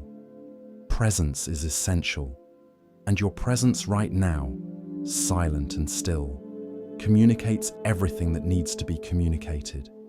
You don't need to say anything. You don't need to explain or describe or articulate. Just be here, fully present, and let that presence be the story that's being told tonight. As we drift deeper into the still waters of Zen, a quiet teaching begins to rise, one that speaks of clarity and of value not always seen. Listen gently now. The next story begins. In a mountain village, there lived a woman named Sayuri, who had a reputation as an oracle. People would travel from distant places to seek her wisdom on important decisions. Should I marry this person? Should I pursue this business opportunity? Should I move to a new city? But Sayuri had an unusual way of responding to questions. She never gave direct answers. Instead, she would reply with more questions. A merchant came to her asking, "Should I invest in this new trade route?" Sayuri replied, "What would make that investment right for you? What would make it wrong? Which outcome could you live with more easily?" The merchant, frustrated, pressed her. "But what do you think I should do? Why does my opinion matter more than yours?" Sayuri asked. "You know your circumstances, your resources, your risk tolerance. I don't. How could my answer be better than the answer you would reach by examining your own wisdom?" People found this approach maddening. They wanted clear guidance, definite answers. someone to tell them what to do. Instead, Sayuri gave them questions that turned their attention inward. A young woman came asking whether she should accept a marriage proposal. "The man is suitable," she explained. "My family approves. But I feel uncertain." "What is the uncertainty?" Sayuri asked. "I don't know if I love him enough." "What is enough love for marriage?" Sayuri inquired. "Who defines that measure? And more importantly, what does your uncertainty tell you?" The young woman sat with these questions. Slowly, she realized she already knew her answer. The uncertainty wasn't confusion. It was clear trying to be heard beneath the noise of expectations and social pressure. She didn't want to marry this man. She had known it all along, but had been afraid to acknowledge it. "You already had your answer," Sayuri said when the woman expressed this realization. "You just needed permission to hear it. If I had told you what to do, you would have either resented me for the advice or become dependent on me for future decisions. But by asking questions, I helped you find your own wisdom. Now you trust yourself more than you did before." A farmer came with a more desperate question. His crops were failing, and he needed to decide whether to borrow money to try new methods or sell his land and find other work. "Please," he begged, "just tell me what to do. I can't decide." "What happens if you borrow and the new methods fail?" Sayuri asked. "I lose everything." "What happens if you sell the land?" "I lose my family's heritage, but I avoid debt." "Which loss could you live with?" Sayuri continued. "Losing everything, including your dignity, through failed debt? Or losing your land but keeping your freedom from debt? Which regret would be smaller?" The farmer thought deeply. He realized that he valued security over heritage. The land was important, but being debt-free was more important. Once he saw this clearly, his decision became obvious. "But what if I'm wrong?" he asked Sayuri. "What if you're right?" she countered. "Why assume the wrong choice is more likely than the right one? And even if you choose poorly, will you learn something? Will you adapt? Or will you be paralyzed forever by fear of making mistakes?" These questions shifted something in the farmer. He had been treating the decision as if one choice was absolutely right and the other absolutely wrong. But Sayuri's questions helped him see that both choices had consequences. Both involved trade-offs, and he needed to decide based on his values, not on some objective standard of rightness. Word spread about Sayuri's approach. Some people avoided her, frustrated that she wouldn't just give answers. But many sought her out precisely because she didn't. They recognized that her questions were a kind of teaching, helping them develop their own wisdom rather than borrowing hers. A Zen monk visited Sayuri, curious about her method. "You could make a good living telling people what to do," he observed. "They want certainty. They would pay well for it. Why do you refuse to give it?" "Because certainty from outside is false security," Sayuri replied. "If I tell someone what to do and it works out, they credit me and become dependent on me for future decisions. If it doesn't work out, they blame me and still haven't learned to trust themselves. Either way, I've made them weaker, not stronger." She poured tea for them both. But when I ask questions that help them find their own answers, they become stronger. They learn to consult their own wisdom. They develop confidence in their decision-making. Even if they choose poorly, they learn from their own mistakes rather than blaming someone else. The monk nodded thoughtfully. Your questions are a form of teaching. You're not withholding wisdom. You're pointing people toward the wisdom they already possess. Exactly, Sayuri agreed. Most people have more wisdom than they realize. They just don't trust it. They've been taught to look outside themselves for answers, to defer to authorities, to doubt their own judgment. My questions permit them to trust what they already know. She looked at the monk directly. The same is true in meditation practice, isn't it? A good teacher doesn't give you enlightenment. They ask questions or create situations that help you recognize what's already there. The wisdom isn't imported from outside. It's revealed from within. Yes, the monk agreed. The best teaching is the teaching that makes itself unnecessary by helping students trust their own understanding. Years passed, and Sayuri grew old. People worried about who would replace her as the village oracle. But Sayuri refused to train a successor. I haven't been giving answers, she said. I've been asking questions. Anyone can do that. You don't need a special oracle. You need to practice asking yourselves better questions. She taught the village a method. When facing a decision, ask yourself questions instead of seeking immediate answers. What do I value most in this situation? What outcome could I live with most easily? What does my hesitation tell me?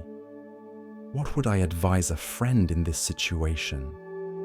What do I already know that I'm afraid to acknowledge? These questions, Sayuri explained, are tools for excavating your own wisdom. The answers are already in you. You just need to dig them out from under the layers of fear, expectation, and conditioning. On her deathbed, surrounded by villagers who had come to thank her for her guidance over the years, someone asked, Sayuri, what is the most important question? Even then, she smiled and replied with a question. What question would help you most right now? And when you've answered that, what question would help you next? The most important question is always the one that moves you deeper into your own understanding. Tonight, as you rest, what questions might you ask yourself? Not demanding answers, not forcing resolution, just inquiring gently into your own experience. What am I feeling right now? What do I need in this moment? What wisdom am I carrying that I haven't yet listened to? What am I afraid to acknowledge? You don't need someone else's answers. You don't need an oracle or expert to tell you what to do, how to feel, who to be. The wisdom is already in you, has always been in you, waiting for the right questions to draw it out. Ask yourself questions tonight and listen for the answers that rise from your own depths. They're more trustworthy than anything someone else could tell you. Rest now in your own wisdom, asking and listening, questioning and discovering. The oracle you seek is you. On a mountainside where strong winds blew constantly from the west, there grew a forest of pine trees. Most of the trees had learned to grow straight despite the wind, their trunks vertical, their branches reaching skyward. It was what trees were supposed to do after all, grow up toward the light. But there was one tree that grew differently. From its earliest days as a sapling, this tree had bent toward the east, growing almost horizontally rather than vertically. Its trunk ran parallel to the ground for several feet before curving upward. Its branches spread in unusual directions, creating a shape unlike any other tree in the forest. The other trees, if trees could speak, might have considered this tree malformed. It wasn't doing what trees were supposed to do. It wasn't following the pattern that all the other trees followed. It was crooked, bent, wrong. A woodcutter named Jin would come to this forest regularly to select trees for timber. He always chose the straightest, tallest trees. Trees with vertical trunks that would yield straight boards. Trees that had grown properly. He would walk past the sideways growing tree without even considering it. What use was a tree that grew horizontally? It couldn't be milled into straight lumber. It was a waste of space in the forest, taking up ground where a proper tree could grow. Years passed. The sideways tree continued its unusual growth, seemingly unbothered by its difference from the other trees. It didn't try to straighten itself or grow more vertically. It simply continued being what it was, spreading its branches in its own unique pattern. One day, a master boat builder named Keiko came to the forest. She was looking for wood to build a special ship, one that would need to navigate difficult coastal waters. She needed timber with particular curves, wood that could form the ribs and hull of a vessel that would bend with the waves rather than fight against them. She walked through the forest, examining tree after tree. The straight, vertical ones were impressive, certainly. Well-formed, exactly what most people wanted. But they weren't what she needed. Then she saw the sideways growing tree. She stopped and stared. Jin the woodcutter happened to be nearby. "Don't waste your time with that one," he called out. "It's malformed, useless for lumber." But Keiko approached the tree slowly, running her hands along its horizontal trunk, examining the unusual curves of its branches. "This tree," she said quietly, "this tree is exactly what I need. These curves are perfect for a ship's hull. This horizontal strength is ideal for bearing the weight of a deck. This unusual growth pattern that you call useless is actually precious. This tree has exactly the qualities I've been searching for." She turned to Jin. "You've been walking past treasure because you were only looking for what trees usually look like. But sometimes the unusual one, the different one, the one that doesn't fit the standard pattern, that's the one with the most value. Just for a different purpose than you imagined." Jin helped Keiko harvest the sideways tree, and he watched as she worked with the wood. Every unusual curve, every strange angle, every part that would have been useless for straight boards turned out to be perfect for the ship's construction. The tree's horizontal trunk became the keel. Its curved branches became the ribs. Its unusual shape, which had made it worthless for Jin's purposes, made it invaluable for Keiko's. The ship that was built from that tree became legendary. It handled rough seas better than ships built from straight timber. It flexed with the waves rather than fighting them. It had a strength that came not from rigid straightness, but from curved resilience. Years later, when Jin told this story, he would say, "I learned something from that tree. I had been judging it by one standard. Could it give me straight boards? When it couldn't, I dismissed it as worthless. But it wasn't worthless. It was just designed for a different purpose, one I couldn't see because I was only looking for what I expected trees to be." He would walk people through the forest and point out other unusual trees. "See that one with the split trunk?" Most people would call it damaged, but a furniture maker could create something extraordinary from those two main branches. That one there that's gnarled and twisted. Useless for construction lumber, but a carver could make sculptures from it that straight wood could never achieve. Each tree is growing its own way, and each way has value for someone who can see it. The sideways tree's story spread beyond that forest. It became a teaching that parents would share with children who felt different, who didn't fit the standard pattern, who grew in unusual ways. "You're not wrong," parents would say to a child who struggled in conventional schools but showed brilliance in other areas. "You're not broken," they would say to a child who couldn't sit still but had extraordinary physical abilities.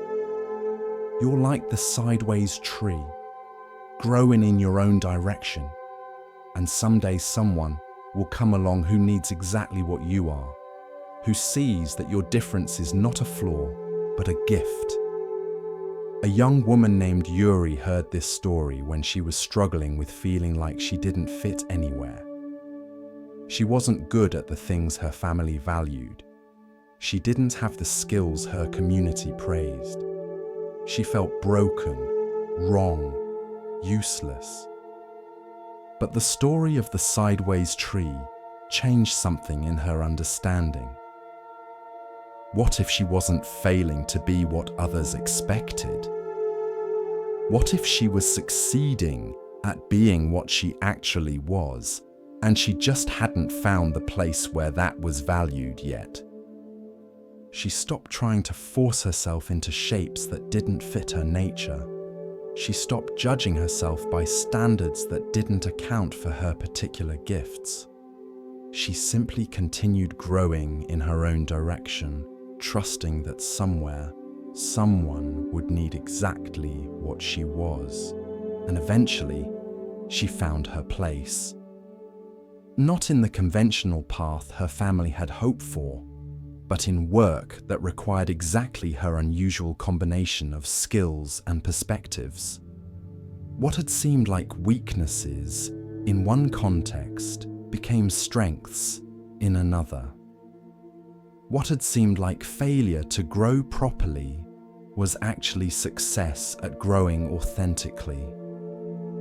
Tonight, as you rest, you might consider the ways you've judged yourself for not growing straight, for not fitting the standard pattern, for being different from what seems normal or expected. What if those differences aren't flaws?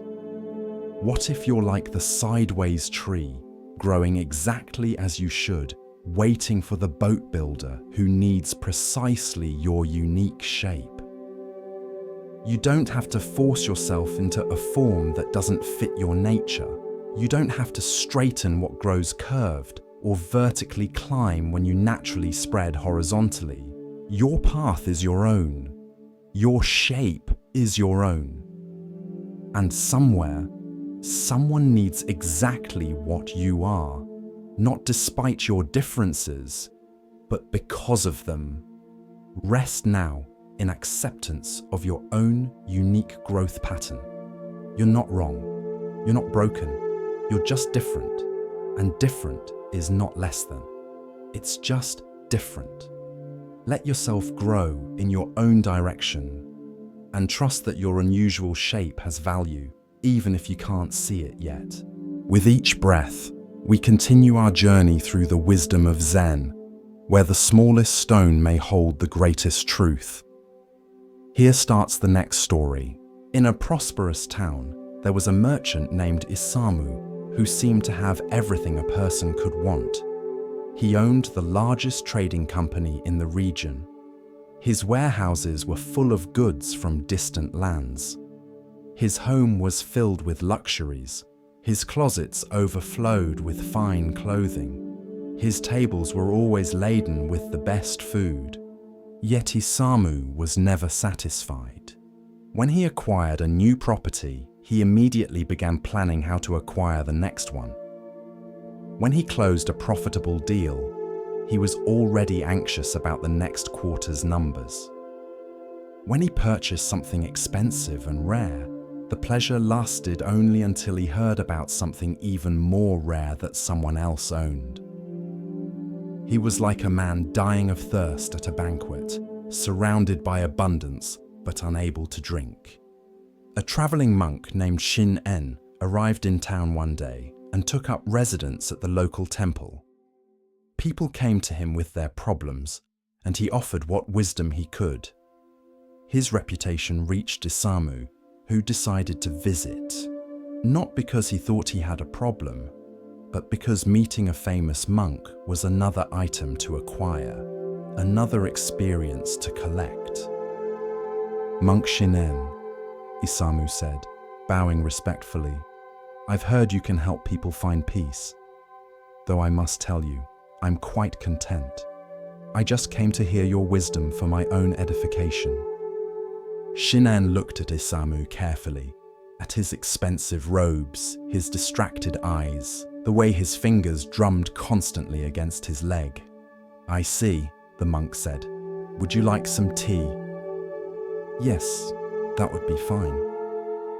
Shinen prepared tea, but when he poured it into Isamu's cup, he poured very little, just barely enough to wet the bottom of the cup. "More, please," Isamu said, surprised.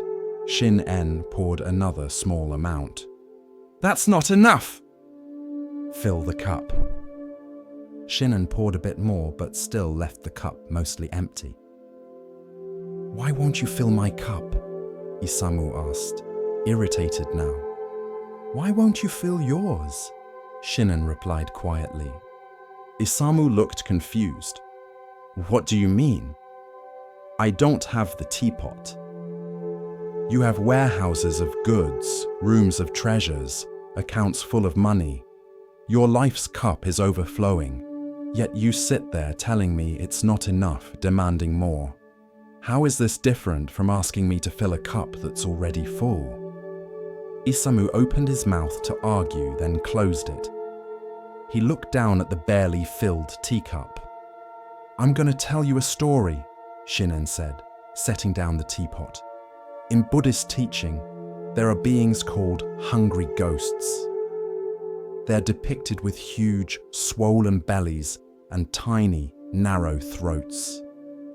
They're always hungry because their enormous appetite can never be satisfied through their constricted throats. They're surrounded by food, but they can never eat enough to fill their vast emptiness." He poured a full cup of tea now and set it before Isamu. "You're not poor," Shinen continued. "You're not lacking in resources. But you're a hungry ghost nonetheless. You have the belly of enormous craving and the throat of acquisition that can never satisfy that craving. So no matter how much you accumulate, you remain empty." Isamu felt something uncomfortable stirring in his chest. He thought about the meal he'd eaten that morning. Expensive delicacies from across the sea. Had he even tasted them? He'd been thinking about a business deal the whole time, eating mechanically, barely noticing the food. "How do I stop being a hungry ghost?" he asked quietly. "By noticing that you're trying to fill an emptiness with things that cannot fill it," Shinen replied. "The emptiness isn't in your warehouses or your accounts. It's here." He touched his own chest. "You feel this hole inside you, this sense of not enough. And you think more possessions, more success, more experiences will fill it. But they can't. You're trying to solve a spiritual problem with material solutions. So I should give everything away? Become poor? No. Poverty wouldn't solve your problem either. You'd just be a hungry ghost with empty hands instead of full ones. The problem isn't what you have or don't have. It's the craving itself. It's the inability to be present and satisfied with what is." Shinen gestured to the full teacup. "Drink this. Actually drink it. Don't think about anything else. Just taste the tea." Isamu lifted the cup and drank.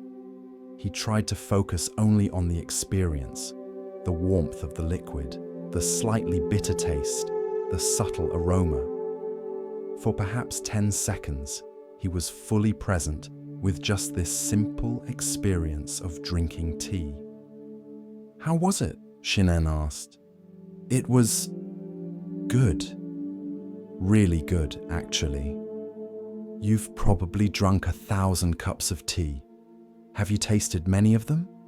Or were you always thinking about something else, wanting something else, planning something else?"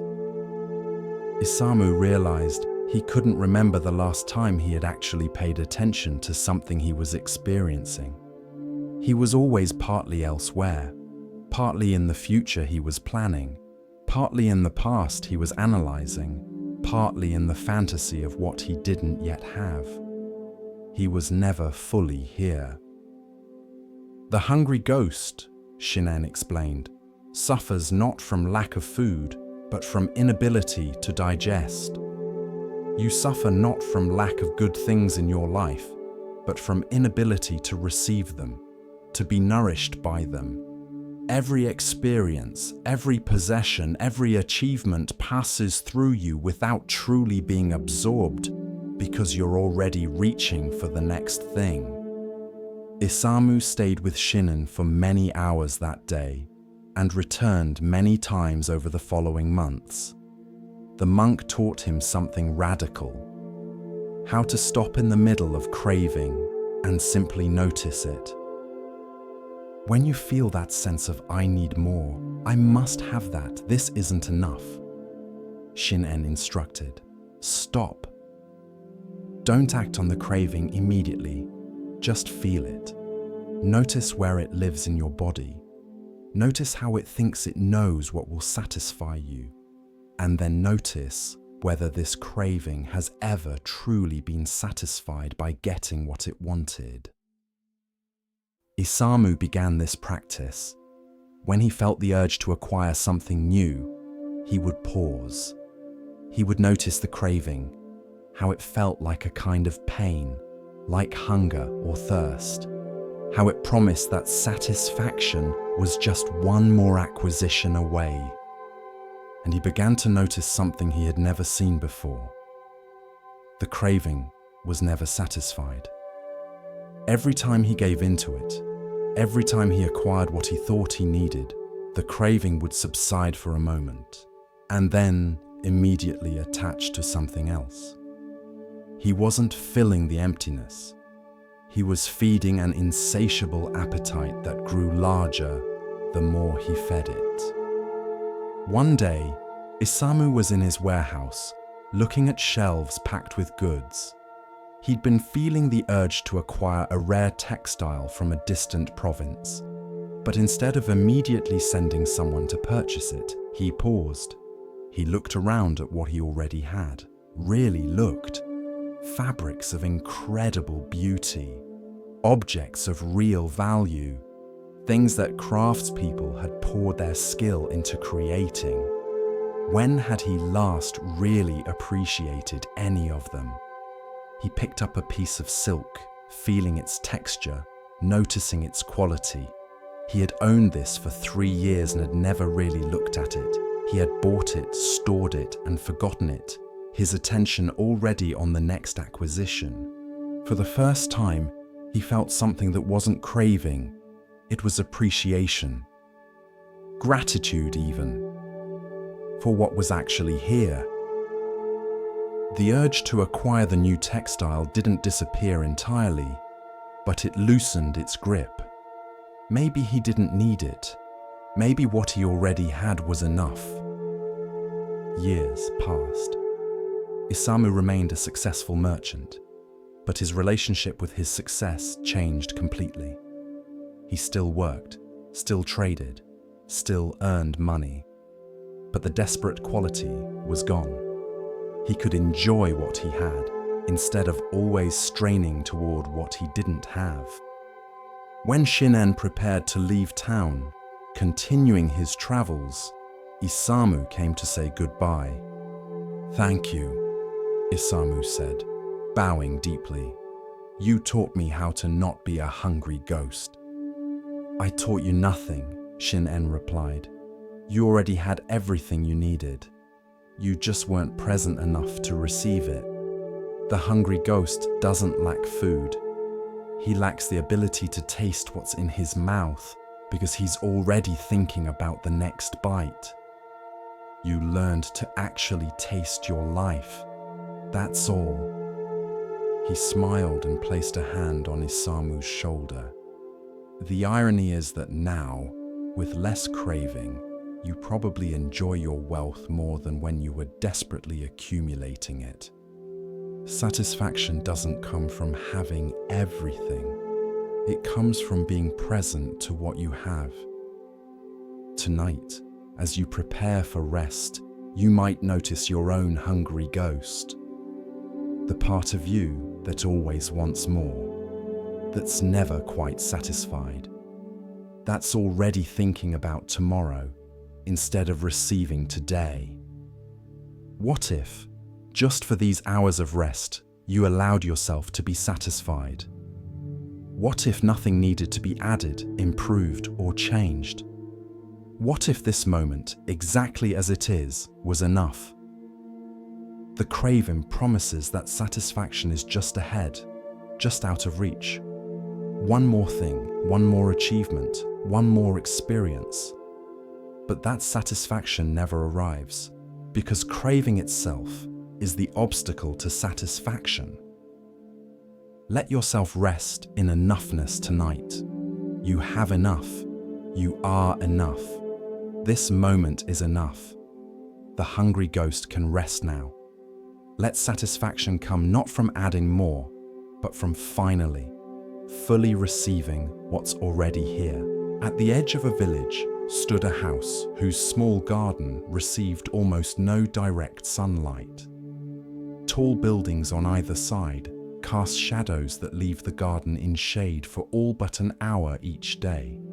The previous owners had tried repeatedly to grow sun-loving flowers and vegetables, but everything either died or grew weak and spindly, stretching desperately toward the brief sliver of light.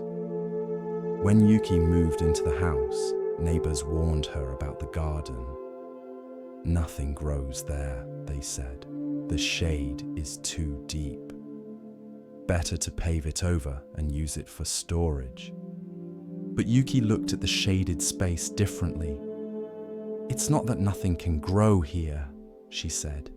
"It's that sun-loving plants can't grow here. The garden isn't bad. It's just suited for different things than the previous owners were trying to grow." She began researching plants that thrived in shade, ferns that loved the dim moisture, hostas with broad leaves that caught what little light appeared, shade-loving flowers that bloomed in muted colors, but with delicate beauty. Instead of fighting the garden's nature, she worked with it. Within a year, Yuki's shaded garden was lush and beautiful.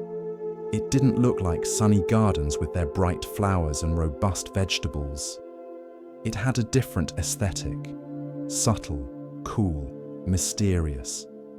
The greens were deeper, the flowers were more delicate. The whole space had a quality of quiet richness that sun-blasted gardens never achieved. Neighbors who had declared the space hopeless came to see what Yuki had created. They were amazed, though some were still dismissive. "It's pretty," one neighbor said, "but it's not a real garden. Real gardens have tomatoes and sunflowers and bright colors. Your garden is just making the best of bad conditions." "Are it conditions bad?" Yuki asked. "Or just different conditions?" "These ferns and hostas are barely surviving. They're thriving. They're doing exactly what they evolved to do in exactly the kind of environment they need. The previous owners failed because they tried to grow sun plants in shade. I'm succeeding because I'm growing shade plants in shade." She touched a particularly lush fern. "This plant would die in full sun. It needs shade." For this fern, my garden isn't difficult conditions, it's ideal conditions. The mistake is measuring all gardens by sun garden standards and calling everything else deficient. A young woman named Hannah, who lived nearby, was struck by this perspective. Hannah had always felt like she was growing in the shade in difficult circumstances that made the kind of success others achieved impossible for her. She had health issues that limited her energy. She lived in poverty, which restricted her opportunities. She lacked the family support that others took for granted. Everyone told her she needed to overcome these limitations, to find more light, to transform her difficult conditions into easier ones. But what if, like Yuki's garden, she just needed to stop trying to grow like a sun plant and instead discover how to thrive as a shade plant? She came to talk with Yuki about this idea. "I feel like I'm always failing," Hannah admitted, "because I can't achieve what healthy, wealthy people with family support achieve. I'm trying to grow tomatoes in shade, basically.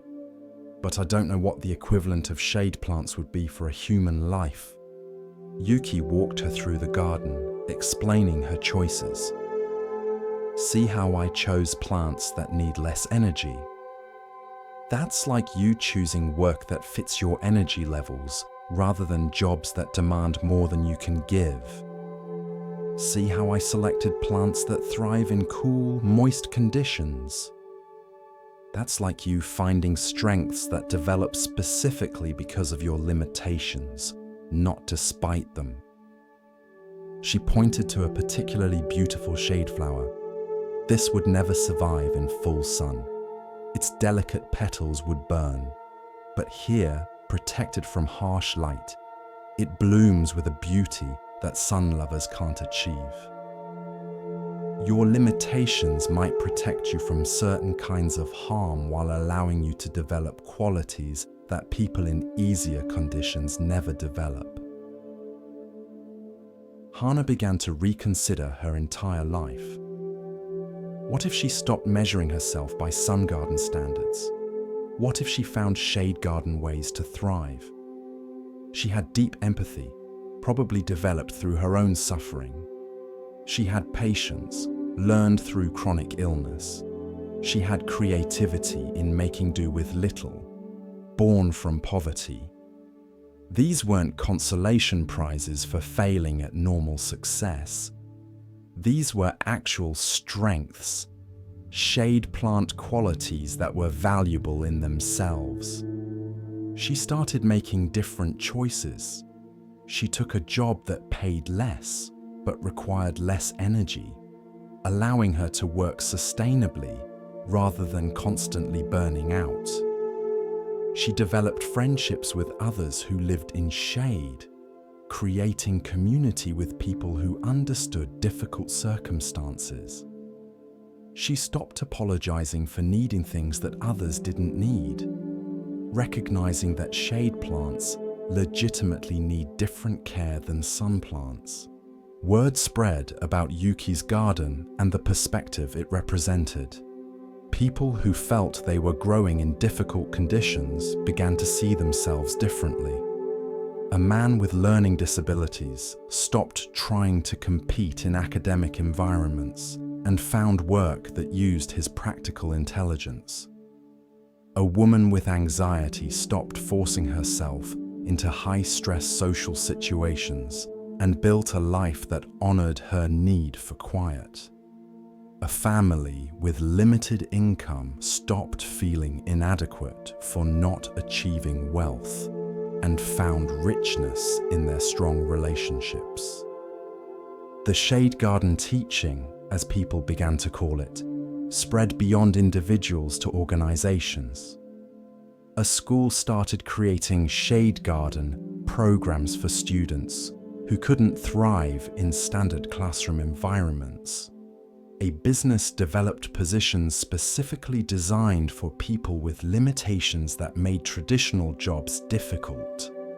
A community center created spaces for people who needed accommodations that mainstream spaces didn't provide. Not everyone appreciated this perspective. Some critics said it encouraged people to accept limitations rather than overcoming them. You're telling people to give up, they argued, to accept that they can't thrive in normal conditions rather than working to change their circumstances. Yuki would answer these critics by walking them through her garden. Look at these plants. Should they be working to become sun plants? Should they be trying to overcome their shade-thriving nature? Or should they be celebrated for being excellent at what they actually are? She would point to a struggling plant that needed more light. Sometimes you do need to change conditions. This plant is genuinely in the wrong place. It needs to be moved to a more light-filled place. But most of these plants, they're exactly where they should be, thriving in conditions that sun plants would call impossible. The question isn't whether to overcome all limitations. The question is whether your limitations are like shade for a shade plant, the right conditions for your actual nature, or like shade for a sun plant, wrong conditions that need to change. A teacher named Nobuo applied this to his classroom. He stopped trying to make all students thrive in the same way. He recognized that some students were sun plants who needed bright, fast-paced, competitive environments. Others were shade plants that needed quiet, slow, supportive conditions. Trying to make shade plant students compete in sun plant ways was as futile as trying to grow ferns in full sun. He created different pathways through his curriculum, different ways to demonstrate learning, and different environments within his classroom. And he found that students he had previously considered struggling were actually thriving. They just needed shade garden conditions to show what they could do. Years later, Yuki's garden became something of a pilgrimage site for people living in difficult circumstances. They would come to see that lushness was possible even in shade, that beauty didn't require ideal conditions, that thriving could look different from what sunny gardens showed. Yuki, now elderly, would sit in her garden talking with visitors. The hardest thing, she would tell them, is stopping comparing yourself to sun gardens. Stop measuring your lushness by their standards. Stop trying to be bright when your beauty is subtle. Once you accept that you're a shade garden, once you stop apologizing for it and start working with it, you discover possibilities you never knew existed. She would touch the ferns and hostas she had planted decades earlier, now mature and magnificent. These plants are barely surviving in bad conditions. They're thriving in ideal conditions for their nature. The shade isn't their obstacle, it's their element. And the same might be true for you. Tonight, as you rest, you might reconsider the shade you're growing in. The difficult conditions you've been taught to see as obstacles might actually be the right environment for who you actually are. Not who you think you should be, not who sun gardens demand, but who you actually are. Stop trying to grow sun plants in shade. Stop measuring yourself by standards designed for different conditions. Start asking, what does thriving look like for a shade plant? What can I grow that loves these exact conditions? What beauty can emerge specifically because of these limitations, not despite them? Rest now in your shade garden. Let yourself be a fern, a hosta, a delicate shade flower. Stop burning yourself trying to bloom in full sun. Sink into the cool moisture of your actual conditions and discover what wants to grow there. Shade isn't a deficiency. It's just a different light. and different light creates different beauty. Trust that yours is worth growing. The path of Zen unfolds like morning mist, soft and patient. In this next tale, we are invited to see, beyond appearance, into essence. Listen carefully to the next story. In a province divided by a deep gorge, there lived a master bridge builder named Kazuo. He had constructed bridges across rivers, over valleys, spanning impossible distances. His bridges were renowned for their strength and elegance. People traveled safely across waters and heights that would otherwise have been impassable, all thanks to Kazuo's skill and courage. But Kazuo harbored a secret that no one suspected. He was terrified of heights. This fear had been with him since childhood, since the day he had climbed too high in a tree and fallen, breaking his arm. The memory of that fall, the stomach-dropping sensation of nothing beneath him, had never left. Yet somehow, he had become a bridge builder, perhaps because he wanted to conquer this fear, or perhaps because he wanted to create safe passage for others over the very thing that terrified him. For years, Kazuo managed his fear through careful strategy. He would design the bridges in his workshop, calculate every measurement, supervise construction from solid ground. His apprentices would do the high work, walking the beams, securing the cables, testing the spans. Kazuo would stay below, calling instructions, his feet planted firmly on earth. His bridges were masterpieces of engineering. Each one stood as testament to his brilliant mind. But Kazuo knew the truth. He had never once walked across one of his own bridges. He had never felt the sway of the structure he designed. He had never looked down from the height his calculations assured was safe. This secret gnawed at him. He felt like a fraud. How could he call himself a master bridge builder if he was too afraid to cross his own creations? One spring, the provincial governor commissioned Kazuo to build his most ambitious bridge yet, a span across the deepest part of the gorge, connecting two mountain villages that had been isolated from each other for generations. The bridge would need to be long, high, and strong enough to withstand the winds that howled through the gorge. Kazuo accepted the commission. He drew the plans, made the calculations, selected the materials. Construction began, and as always, his apprentices did the high work while Kazuo supervised from below. The bridge took 2 years to complete. When it was finished, it was magnificent.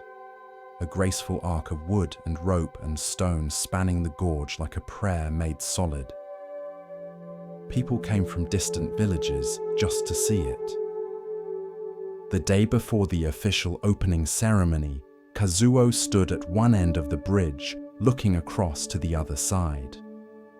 The governor had requested that Kazuo himself cut the ceremonial ribbon at the center of the span to honor his achievement. This would require Kazuo to walk halfway across his own bridge, in front of hundreds of witnesses. Kazuo felt his heart hammering in his chest. He looked down into the gorge, a distance that made his vision swim. He couldn't do it. He simply couldn't. That night, Kazuo didn't sleep. He lay in his bed, shame and fear warring inside him. By morning, he had decided he would tell the governor he was ill. He would send an apprentice to cut the ribbon. He would find some way to avoid the truth. But before dawn, there was a knock at his door.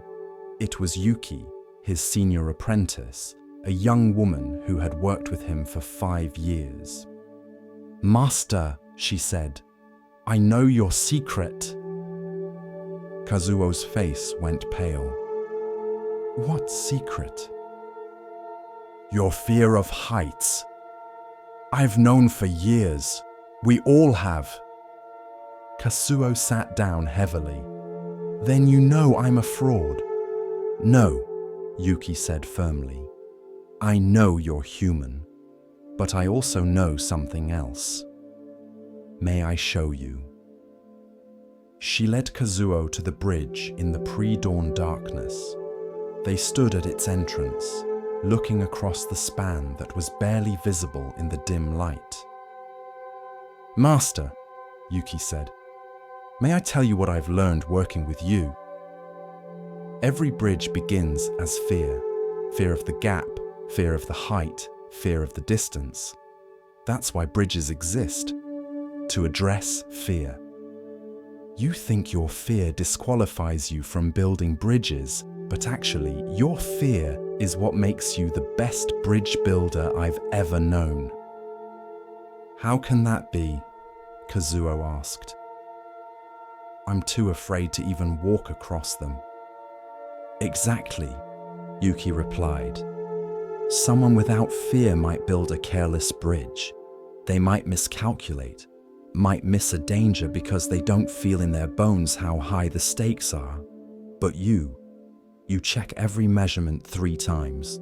You select materials with obsessive care. You design with such caution, such attention to every possible failure point. Because you understand fear. Your bridges are so safe precisely because you're so afraid. She stepped onto the bridge, her feet confident on the boards. Come. Just 1 step. Kazuo took 1 step onto the bridge. His legs trembled. The fear you're feeling, Yuki said. Where is it? Is it in the bridge? Kazuo looked down at the solid boards beneath his feet. No, the bridge is fine. Is it in the gorge? Is the gorge reaching up to hurt you? No. So where is the fear? Kazuo touched his chest. It's in me. It's in my mind. Yes, Yuki said gently. The danger you fear exists only in your imagination. The bridge is real, the gorge is real, but the catastrophe you're imagining, the falling, the failing, the shame, that's not real. That's a story your mind is telling about what might happen, not what is happening. She took another step. Come, 1 more step. Don't think about the whole bridge, just this 1 step. Kazuo took another step, then another. He kept his eyes on Yuki, on the boards directly beneath him, not looking down into the gorge, not thinking about the distance to the other side. The fear says you'll fall, Yuki continued, walking slowly backward, leading him forward. But have you fallen? The fear says you can't do this, but are you doing it? Step by step, they moved across the bridge. Kazuo's breathing was ragged, his hands shaking, but he didn't stop. He focused only on the present step, the present board, the present moment. The obstacle, Yuki said, was never the height. It was never the gorge. It was the story in your mind about what the height and the gorge meant. The bridge you needed to cross wasn't this one. It was the gap between your fear and your action. They reached the center of the bridge. The eastern sky was beginning to lighten. Yuki stopped. This is where you'll stand today, she said. Where you'll cut the ribbon. Where you'll acknowledge your achievement. Can you do it? Kazuo looked around, truly seeing for the first time where he stood. He was at the center of his own creation, high above the gorge, and he was not falling. The bridge held him.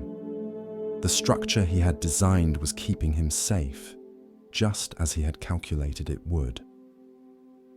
I built this, he said, wonder in his voice. I built something strong enough to hold me, even though I was afraid.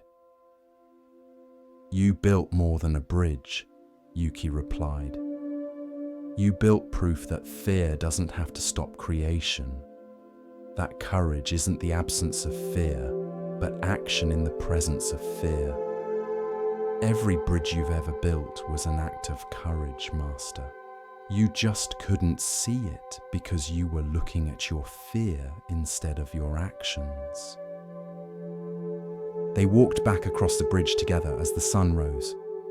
This time, Kazuo looked down into the gorge, really looked. It was deep, yes. The height was real, yes. But the bridge was also real. His knowledge was real. His years of careful calculation were real. The fear was just one truth among many, not the only truth. That afternoon, when the ceremony began, Kazuo walked across his bridge in front of hundreds of people. His hands still shook slightly. His heart still beat fast. The fear didn't disappear, but he walked anyway. And when he reached the center and cut the ceremonial ribbon, he felt something he had never felt before. Not the absence of fear, but freedom in spite of it.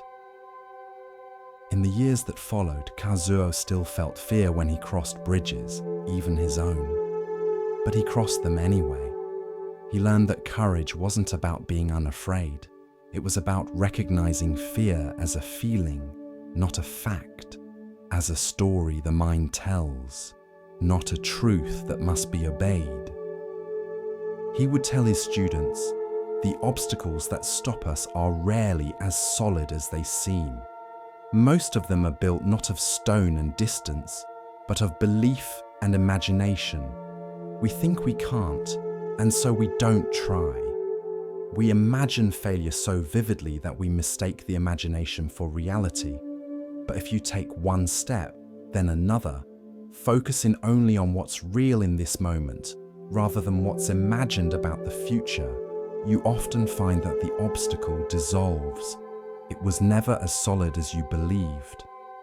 Tonight, as you rest, you might consider the bridges you haven't crossed because of fear. What obstacles exist primarily in your imagination? What catastrophes are you so certain will happen that you never test whether they're true?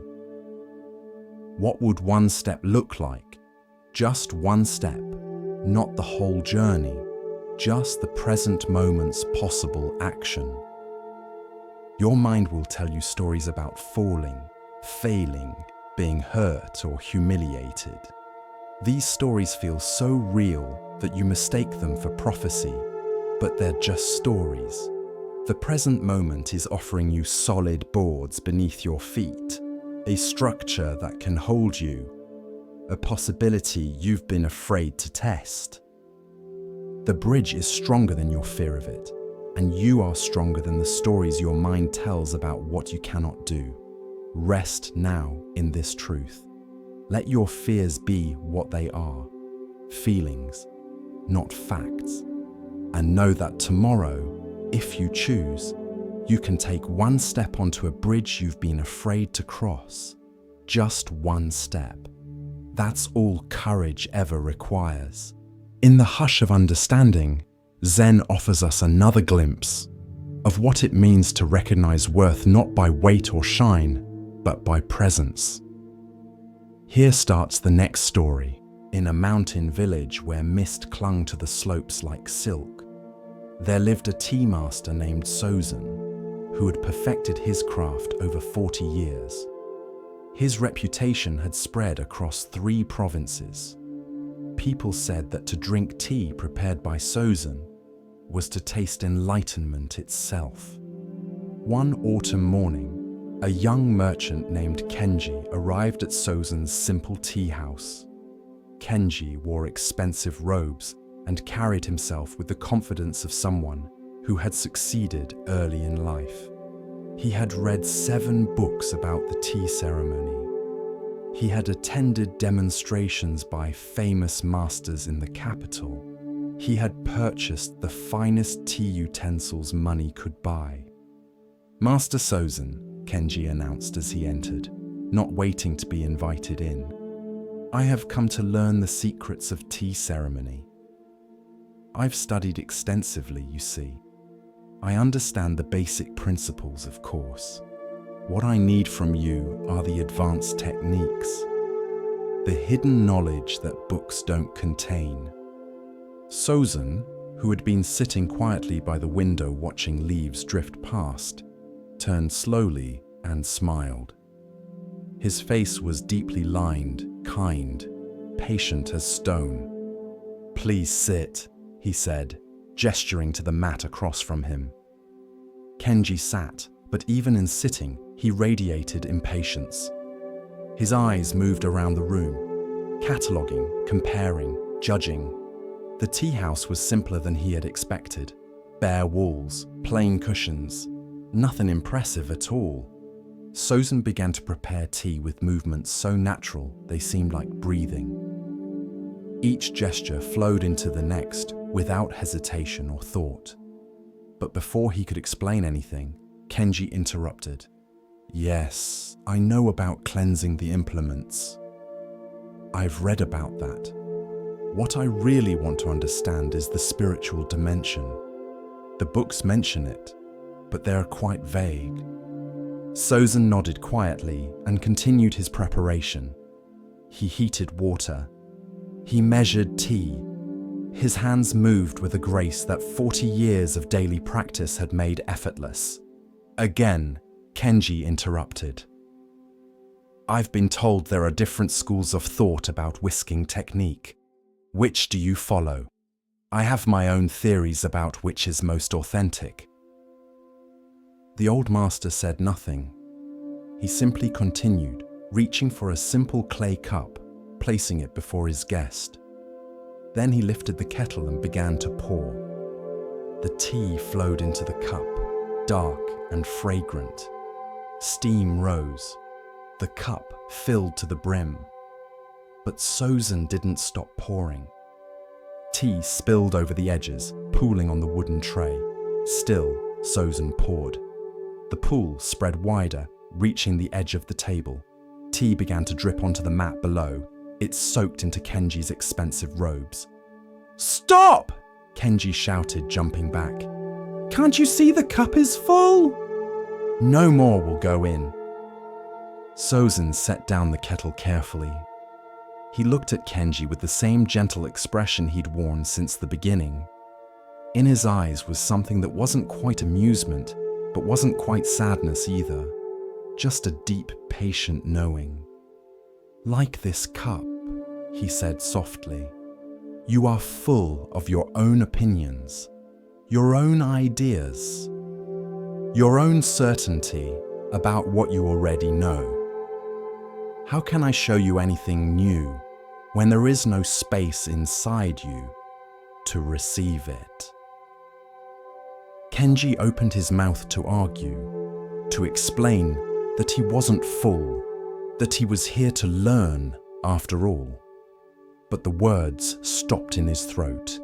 He looked down at his tea-soaked robes. He thought about how he had entered this room, already knowing what he would find, what he would learn, what the master would say. Had he come here to learn? Or had he come here to confirm what he already believed? "Every person who came to me this week," Sozin continued, his voice still soft, still kind, had an empty cup. They knew they didn't know. You are the first to arrive with a cup already full.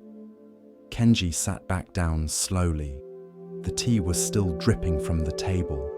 The sound was like a small clock, marking moments. "Master," he said, and his voice was different now. Smaller, younger. "I don't know anything about tea at all, do I?" "You know many facts about tea," Sozin replied. "You have gathered information like autumn leaves in a basket. But knowing about tea is not the same as knowing tea. Understanding tea ceremony from books is like understanding the ocean from a map. The map has truth in it, yes, but it is not wet. It has no salt. It cannot carry you anywhere. He poured a fresh cup, this time stopping when the cup was full. The tea ceremony is not about secrets or advanced techniques, Sozin explained. It is about presence, attention, respect, humility. These are not complicated. A child can understand them, but they are difficult because they require us to empty ourselves first. Kenji looked at the fresh cup of tea before him. Steam rose from it in delicate spirals. He realized he had never actually paid attention to tea before. He had drunk it hundreds of times while thinking about business, reading scrolls, planning his next acquisition.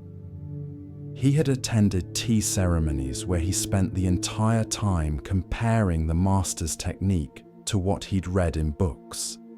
But right now, in this moment, he was seeing tea for the first time. He lifted the cup with both hands, the way Sozin had shown him. He brought it to his lips slowly. He tasted it, really tasted it. The bitterness, the subtle sweetness beneath, the warmth spreading through his chest. "This is the first cup of tea I've ever drunk," he said quietly. Sozin smiled. "Yes, this is humility, not thinking less of yourself, but thinking of yourself less. When you empty yourself of certainty, everything becomes new. Every cup of tea is the first cup. Every breath is the first breath."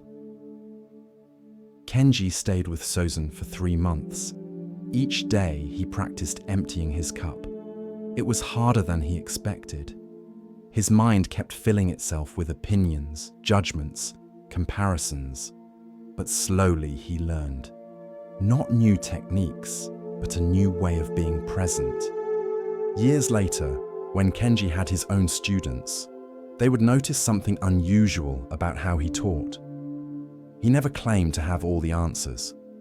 He never said, "This is the only way." Instead, he would ask questions. He would create space for his students to discover on their own.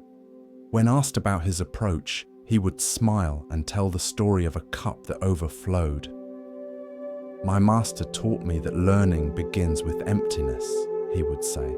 "The moment we think we know everything is the moment we stop growing. So I try to keep my cup empty, always ready to be filled again." This teaching about emptiness, about humility, is one that serves us even now, even here, as we prepare for rest. How often do we approach each day, each moment, each person, already full of what we think we know? How often do we miss what's actually present because we're too busy confirming our expectations? Tonight, as you settle into rest, you might practice this same emptiness. Let go of what you think you know about sleep, about relaxation, about how this should feel. Empty your cup completely. And in that emptiness, something new can pour in. Something fresh, something true. On the coast of a small fishing village, there lived an old fisherman named Takeshi, who had cast his nets into the sea for more than 50 years. While other fishermen in the village would return each day with boats full of fish, Takeshi's catch was often modest. Yet he seemed more content than any of them, humming to himself as he mended his nets, smiling at the horizon as if it were an old friend. The other fishermen couldn't understand it. They had newer boats, stronger nets, better equipment. They worked longer hours, went farther out to sea, employed every technique they knew to maximize their catch. Yet they always seemed worried. Worried about competition, worried about the weather, worried about next season, worried about whether they were catching enough. One day, a young fisherman named Hiro, ambitious and frustrated by his own mediocre catches despite his hard work, approached Takeshi as the old man sat mending his net on the dock. "Old uncle," Hiro said, using the term of respect though they weren't related. "May I ask you something?" Takeshi looked up, his weathered face crinkling into a smile. "Of course, young one. Sit." Hiro sat beside him, watching the old man's gnarled fingers work the net with practiced ease. "How do you stay so peaceful? Your catch is often smaller than ours, yet you never seem worried. You never seem to be rushing or striving.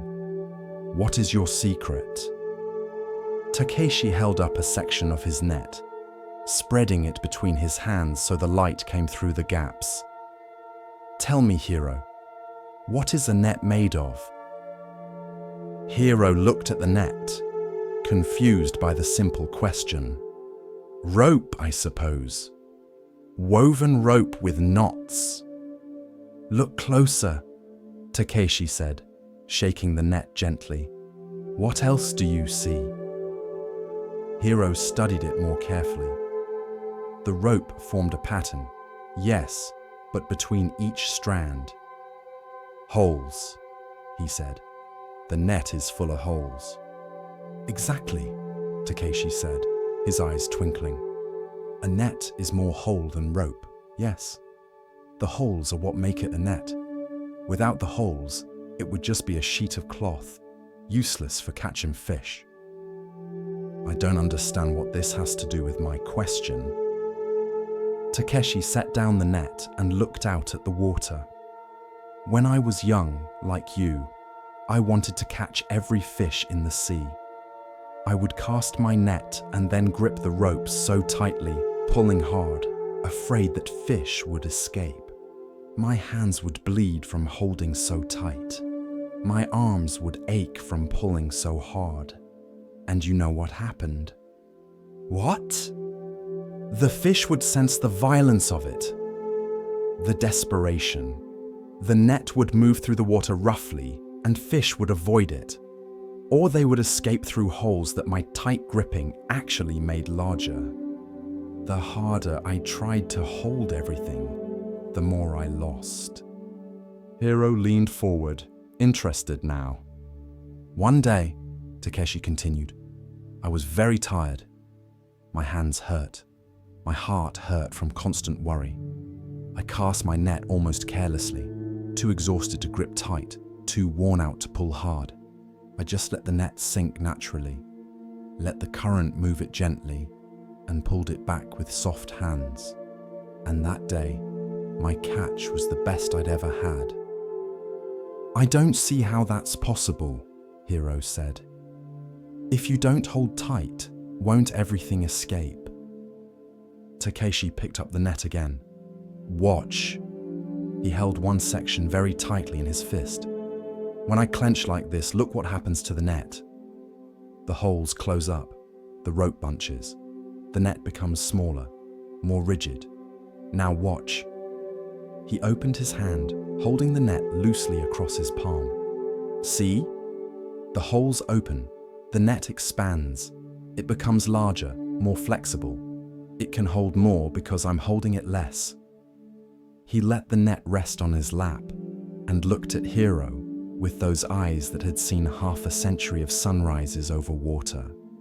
"This is true for fish, and it's true for everything else in life. The tighter we grip, the more we lose. The more desperately we hold on, the more brittle things become. But when we hold loosely, gently, with open hands, things stay naturally." "But isn't that risky?" Hiro asked. "What if everything falls through?" "What is falling through right now?" Takeshi asked gently. "You have a boat. You have nets. You have your health. You have this sea. What exactly are you afraid of losing that you don't already risk losing by worrying about it constantly?" Hero had no answer. He realized he spent so much energy protecting what he had, so much effort trying to guarantee future security, that he was exhausted and unhappy even though nothing had actually gone wrong yet. "I see in you what I was," Takeshi said. "You grip your life with tight fists. Your boat, your catch, your reputation, your future. You're trying to hold all of it so tightly that your hands hurt and your heart is tired. But you cannot control the sea. You cannot control the fish. You cannot control tomorrow. The only thing your tight grip accomplishes is making you suffer today." "So what should I do?" Hero asked.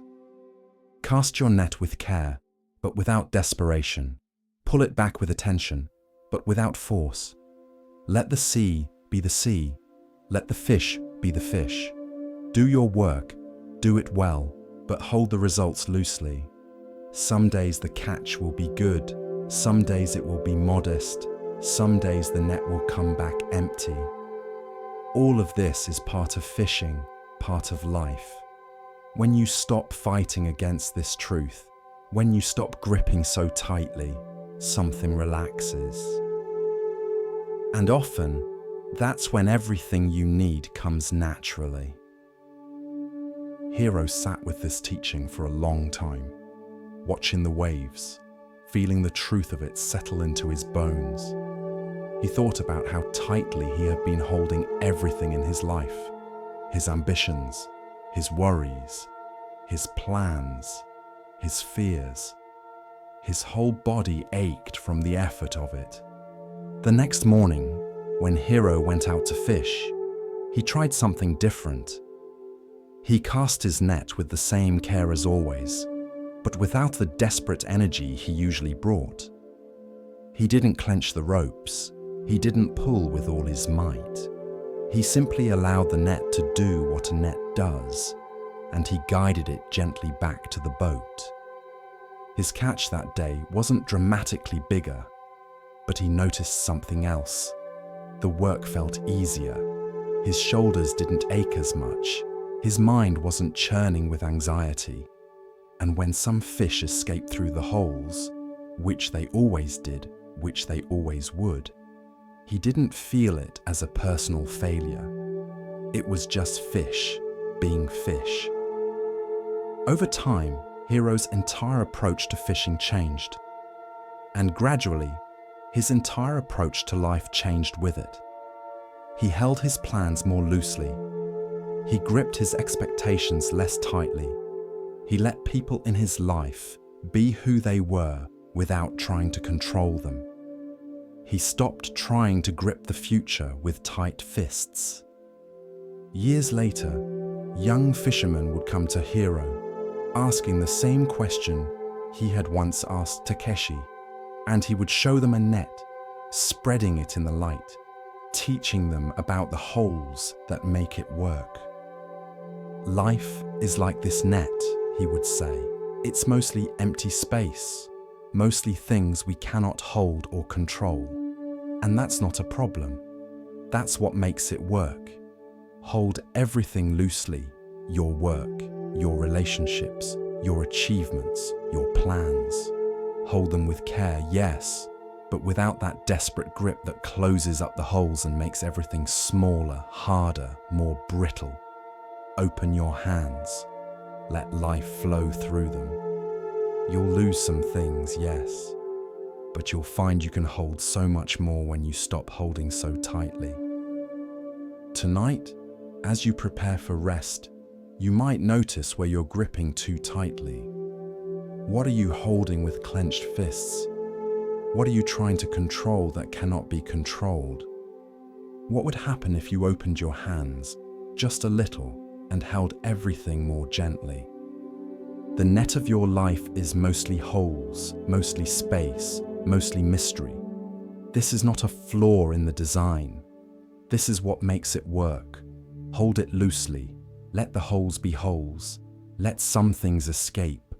You cannot catch everything, and you were never meant to. But what stays when you hold it gently stays because it wants to, not because you forced it. And that makes all the difference. As the lantern of awareness glows a little brighter, we come to a tale about seeing with more than the eyes. Let the stillness guide you now, and listen carefully to the next story.